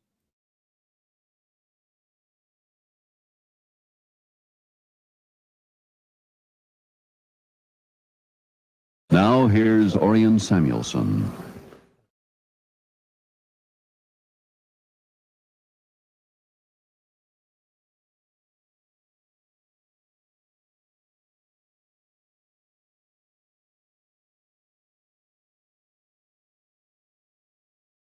With the absence of the regular sportscaster, all that's left now is a potentially defining moment for Brian Collins. Hello, everyone. Well, the Ball State softball team continued to play this weekend, and they were hoping to continue off of their straight 3 out of 4 losses. And so we'll take a look and see how that happened. They started off good, but then eventually, the Ball State women's team shut down and ended up doing poorly. Oh no. And it's working. Okay. We're going to continue on now. The Ladies Cardinals will play an Iowa tournament starting this Friday. Before the Ball State baseball team kicks off its conference season this weekend, the Cards will battle an in-state rival Indiana tomorrow. Tomorrow's game will be the meeting between the two, beating both first. That poor guy just had a stroke.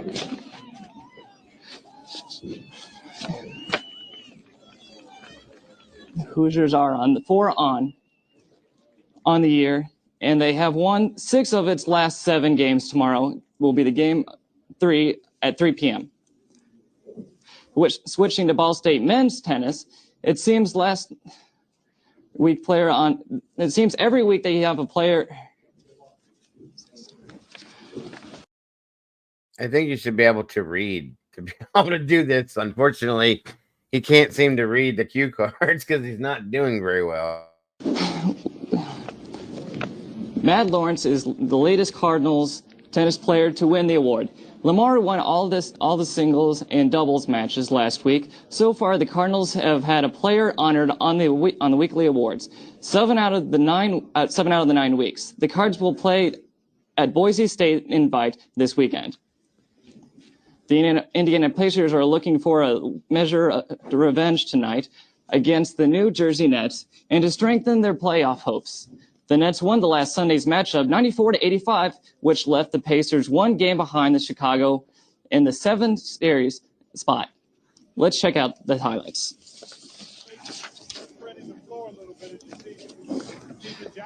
Steven Jackson's David.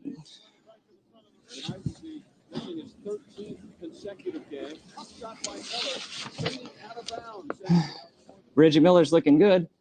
He shoots a 3, and it's good. Later, he gets the rebound, passes it to the man, shoots it, and boom goes the dynamite. The final scores ended up with the Pacers 63 to the Nets 61. The Associated Press of the All-American first team in college baseball was announced today at Utah's 7-foot sophomore center Andrew Bogut was the leading vote receiving 61st place votes. Bogut, who is an Australian native, received very little attention in the preseason, but averaged 20 points and 12 rebounds a game for Utah. The 4 other players joining Bogut on the AP team are senior forward Wayne Summers and Kansas, and Hacken Warwick of Syracuse. Junior guard J.J. Reddick of Duke and sophomore guard Chris Paul of Wake Forest rebounded out the list. Let's check out some of the scores tonight. I'm going to venture to say that this guy probably was looking for a new job after this sportscast.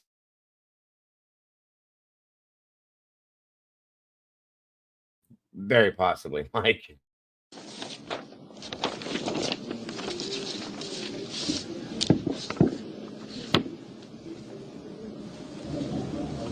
Okay, great. Thanks a lot for that look into sports, Brian. Yeah.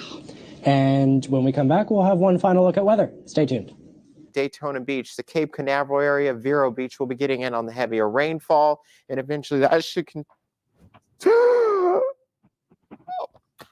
I am so sorry, Bill. Oh my God! What the hell just happened? This is what just happened. That thing was crawling on my leg.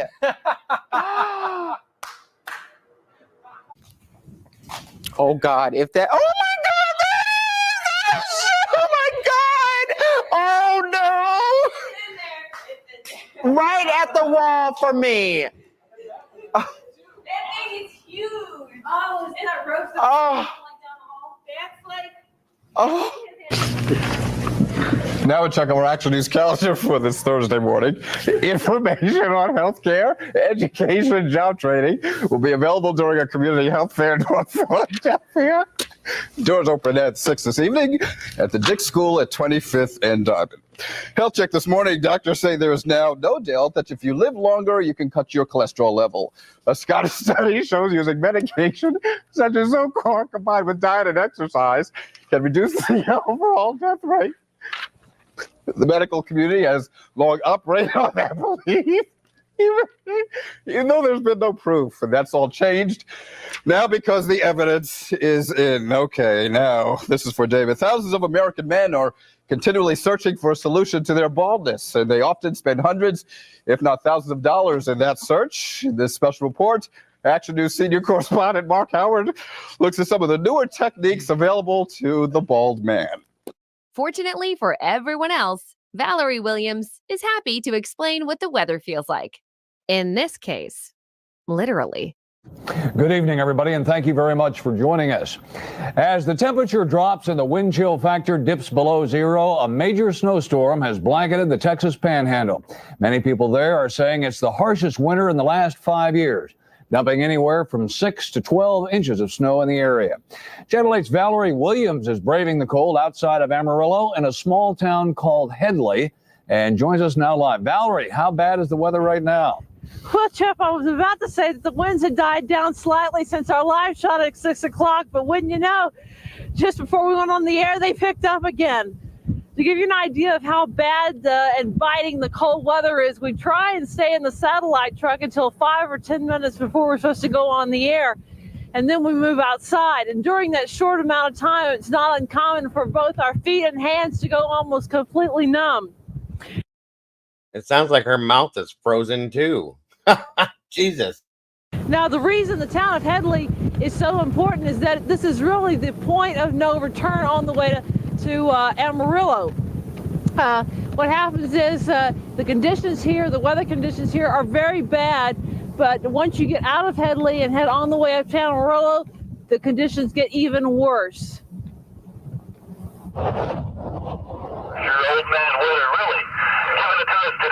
People in the Panhandle say they're feeling Mother Nature's wrath. They believe they're paying the price for several years of mild winters. We hear the trip is now taking 3 hours in the near blizzard conditions. Now, it doesn't look like the conditions are going to get much better tomorrow, which, by the way, happens to be the heaviest traffic day of the year because of the Thanksgiving holidays. Amarillo authorities would certainly be thankful if they could avoid what happened today. There was a 200-car pileup on Interstate 40. And it was a chain reaction caused by the sleet, the slick conditions, and the high winds that went on for 1.5 miles. Most likely, I-40 will be closed again tomorrow for at least all or part of the day. Authorities ask that if you can stay out of this area, please do so. It will make their jobs a lot easier, and it will certainly be safer for travelers. Reporting live, I'm Valerie Williams. Back to you, Chip and Tracy.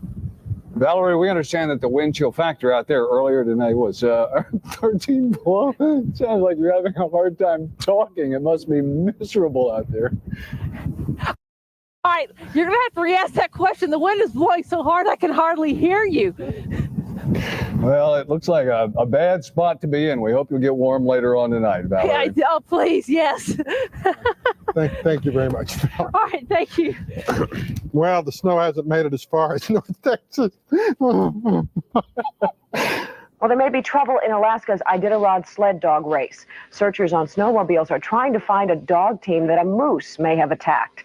2 bush pilots have reported seeing a moose stomping dogs along the race course. Attacks by hungry moose have plagued racers for the past several years. It's a big problem. The animals, which can weigh up to 1,800 pounds, have become aggressive because deep snow has made it hard to graze. I have to read this stuff. And here's another one. A New York man was charged with petty larceny yesterday, accused of stealing up to $200 worth of cow manure from his uncle. Can we go on to sports? Donald Magoon of Ellenburg, New York, was caught stealing a $10 load of manure from his uncle's farm. Glenn Magoon claimed his nephew stole 10 to 20 loads over time. Stop it, Bob. The elder Magoon says he can only guess what his nephew was using it for. We don't know either, and I wish we didn't have to read this stuff. And finally this morning, a fundraiser that may have seemed like a good idea at the time. A cow patty bingo contest was held in Canada this week. Donors buy a square on a field and hope a cow drops a patty on it. The only problem is the cow never went. What? The farmer says that he's never seen that happen before. The money raised will go to a United Way branch in Canada. Goodness gracious. Do you think that was a slow bingo game? Yes, he does. 7-day forecast for today. Mixed sun and clouds as we head through time. Breezy as well, a high of 52. Overnight lows down near 35, mostly clear, less breezy. A sunny start for tomorrow before we increase the clouds, a high back into the mid-50s. Showers in the forecast for Monday into Tuesday, then turning cooler as we head toward Wednesday into Thursday. B12. That's all I got to say. No, I can't. Cow patty bingo. For Charles P. Allen High School, Cow Patty Bingo has suddenly gone from being the week's good news story to bad news in the cow department. Well, we got just a hilarious, bizarre story for you. It's the story of beef gone bad, a cow on the lamb. That's right. 10 RCMP officers, a pair of animal control officers, dozens of high school students, and assorted friends and neighbors have spent this Friday afternoon tracking a cow through residential neighborhoods in Bedford and Sackville. An ATV camera crew was with them all the way, and ATV's Jonathan Kay joins us now with an utterly ridiculous story. Jonathan. It's the kind of thing that can only happen here on a Friday afternoon, Nancy. ATV News photographer Kevin McDonald and I were working on a completely different story when our assignment editor called us and told us we were getting calls here in the newsroom of a cow obstructing traffic in a residential neighborhood. Here's what happened.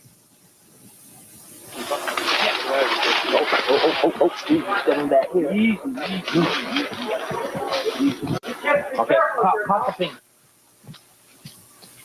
When the cow escaped, it was in the custody of this Bedford High School student. Okay. I was holding on to the cow when it came out, and it got nervous. And when it got nervous, because of all the people, it shook and its harness broke, and he took off towards the woods. What are you looking for? It's a big cow with horns. Oh, yeah. He went that way. Hang on. See him there? Oh, there it is.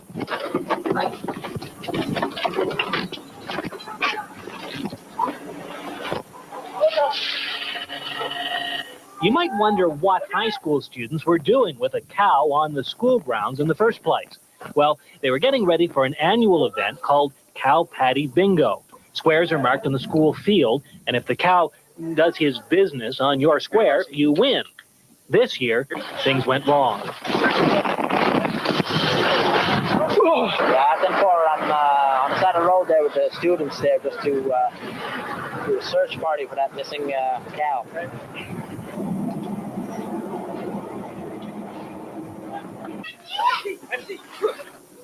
Okay, we just tranquilized the cow now. Can I go? He's been tranquilized. He's just going to drop. The cow's owner says people often misjudge just how big, powerful, and unpredictable the animals can be. Never go pitch it. Yeah. Let it rest, let it drop, and then we'll get it once it's down. There's no sense in chasing it the rest of the day. That particular member of the RCMP hasn't received his wish yet, though, Nancy and Paul. Right now, that cow is still out here somewhere. Oh, no. We'll let you know how it turns out after he's captured. All right. Wow. Thanks a lot, Jonathan. And good luck, everybody who's looking for him. Yeah, hopefully we can bring you up to date on that one a little bit later. Cranky cow. Crazy stuff. Joyce Evans for the Channel 6 10 o'clock news. We're getting out of this joint. She said, we out of here. Oh my God, people are crazy. All right, folks, that's going to do it for today. Thank you guys so much for joining us. I appreciate you all very much. Thank you again for your prayers for Doodle and Wisdom and for Mystery and her family. You guys are amazing. I will be back here within a couple hours, guys, to bring on the Leilani Simon trial so we can watch the rest of that trash heap get the justice it is deserved for Quentin Simon, folks. I appreciate you guys so very much for joining us today. You guys are amazing. I know I suck by myself, but I did the best I could. I'm just saying. Much love to everybody in here, guys. For those of you that may not make it back later, much love. And God bless to you all. Thank you guys so much for those of you that donated to the channel. God bless. Blue Crew, you're amazing. I appreciate you so very much and could not do this without all of you. I appreciate you very, very much as well. Everyone else, have a great rest of your day. I will see you very soon. Take care and bye-bye. Life's a journey. Let's make every moment shine. Together we share our hearts so intertwined. Each time you tune in, we're dancing in sync. With every story told, just let your soul think. A little laughter, some love, we're flying high. As we wrap up this episode, it's not goodbye.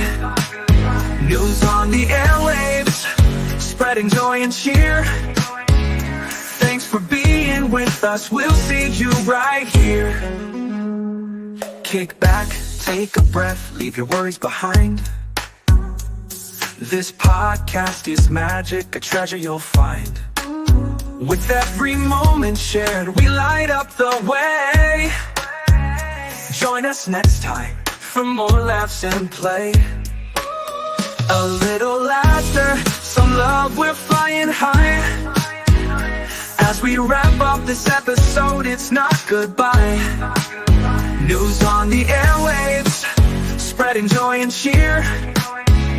Thanks for being with us, we'll see you right here. Kick back, take a breath, leave your worries behind. This podcast is magic, a treasure you'll find. With every moment shared, we light up the way. Join us next time for more laughs and play. So hit that subscribe, keep the vibe alive. We're riding this wave and it's set to thrive. With smiles all around, let's seize the day. In this podcast family, worries drift away. A little laughter, some love, we're flying high. As we wrap up this episode, it's not goodbye. News on the airwaves, spreading joy and cheer. Thanks for being with us, we'll see you right here. So gather round friends, it's time to reflect. In this joyful moment, what's next to connect? Let's cherish the laughter, the joy that we spread. Together we'll thrive until our hearts are fed. See you next time with stories anew. Can't wait to share more with all of you.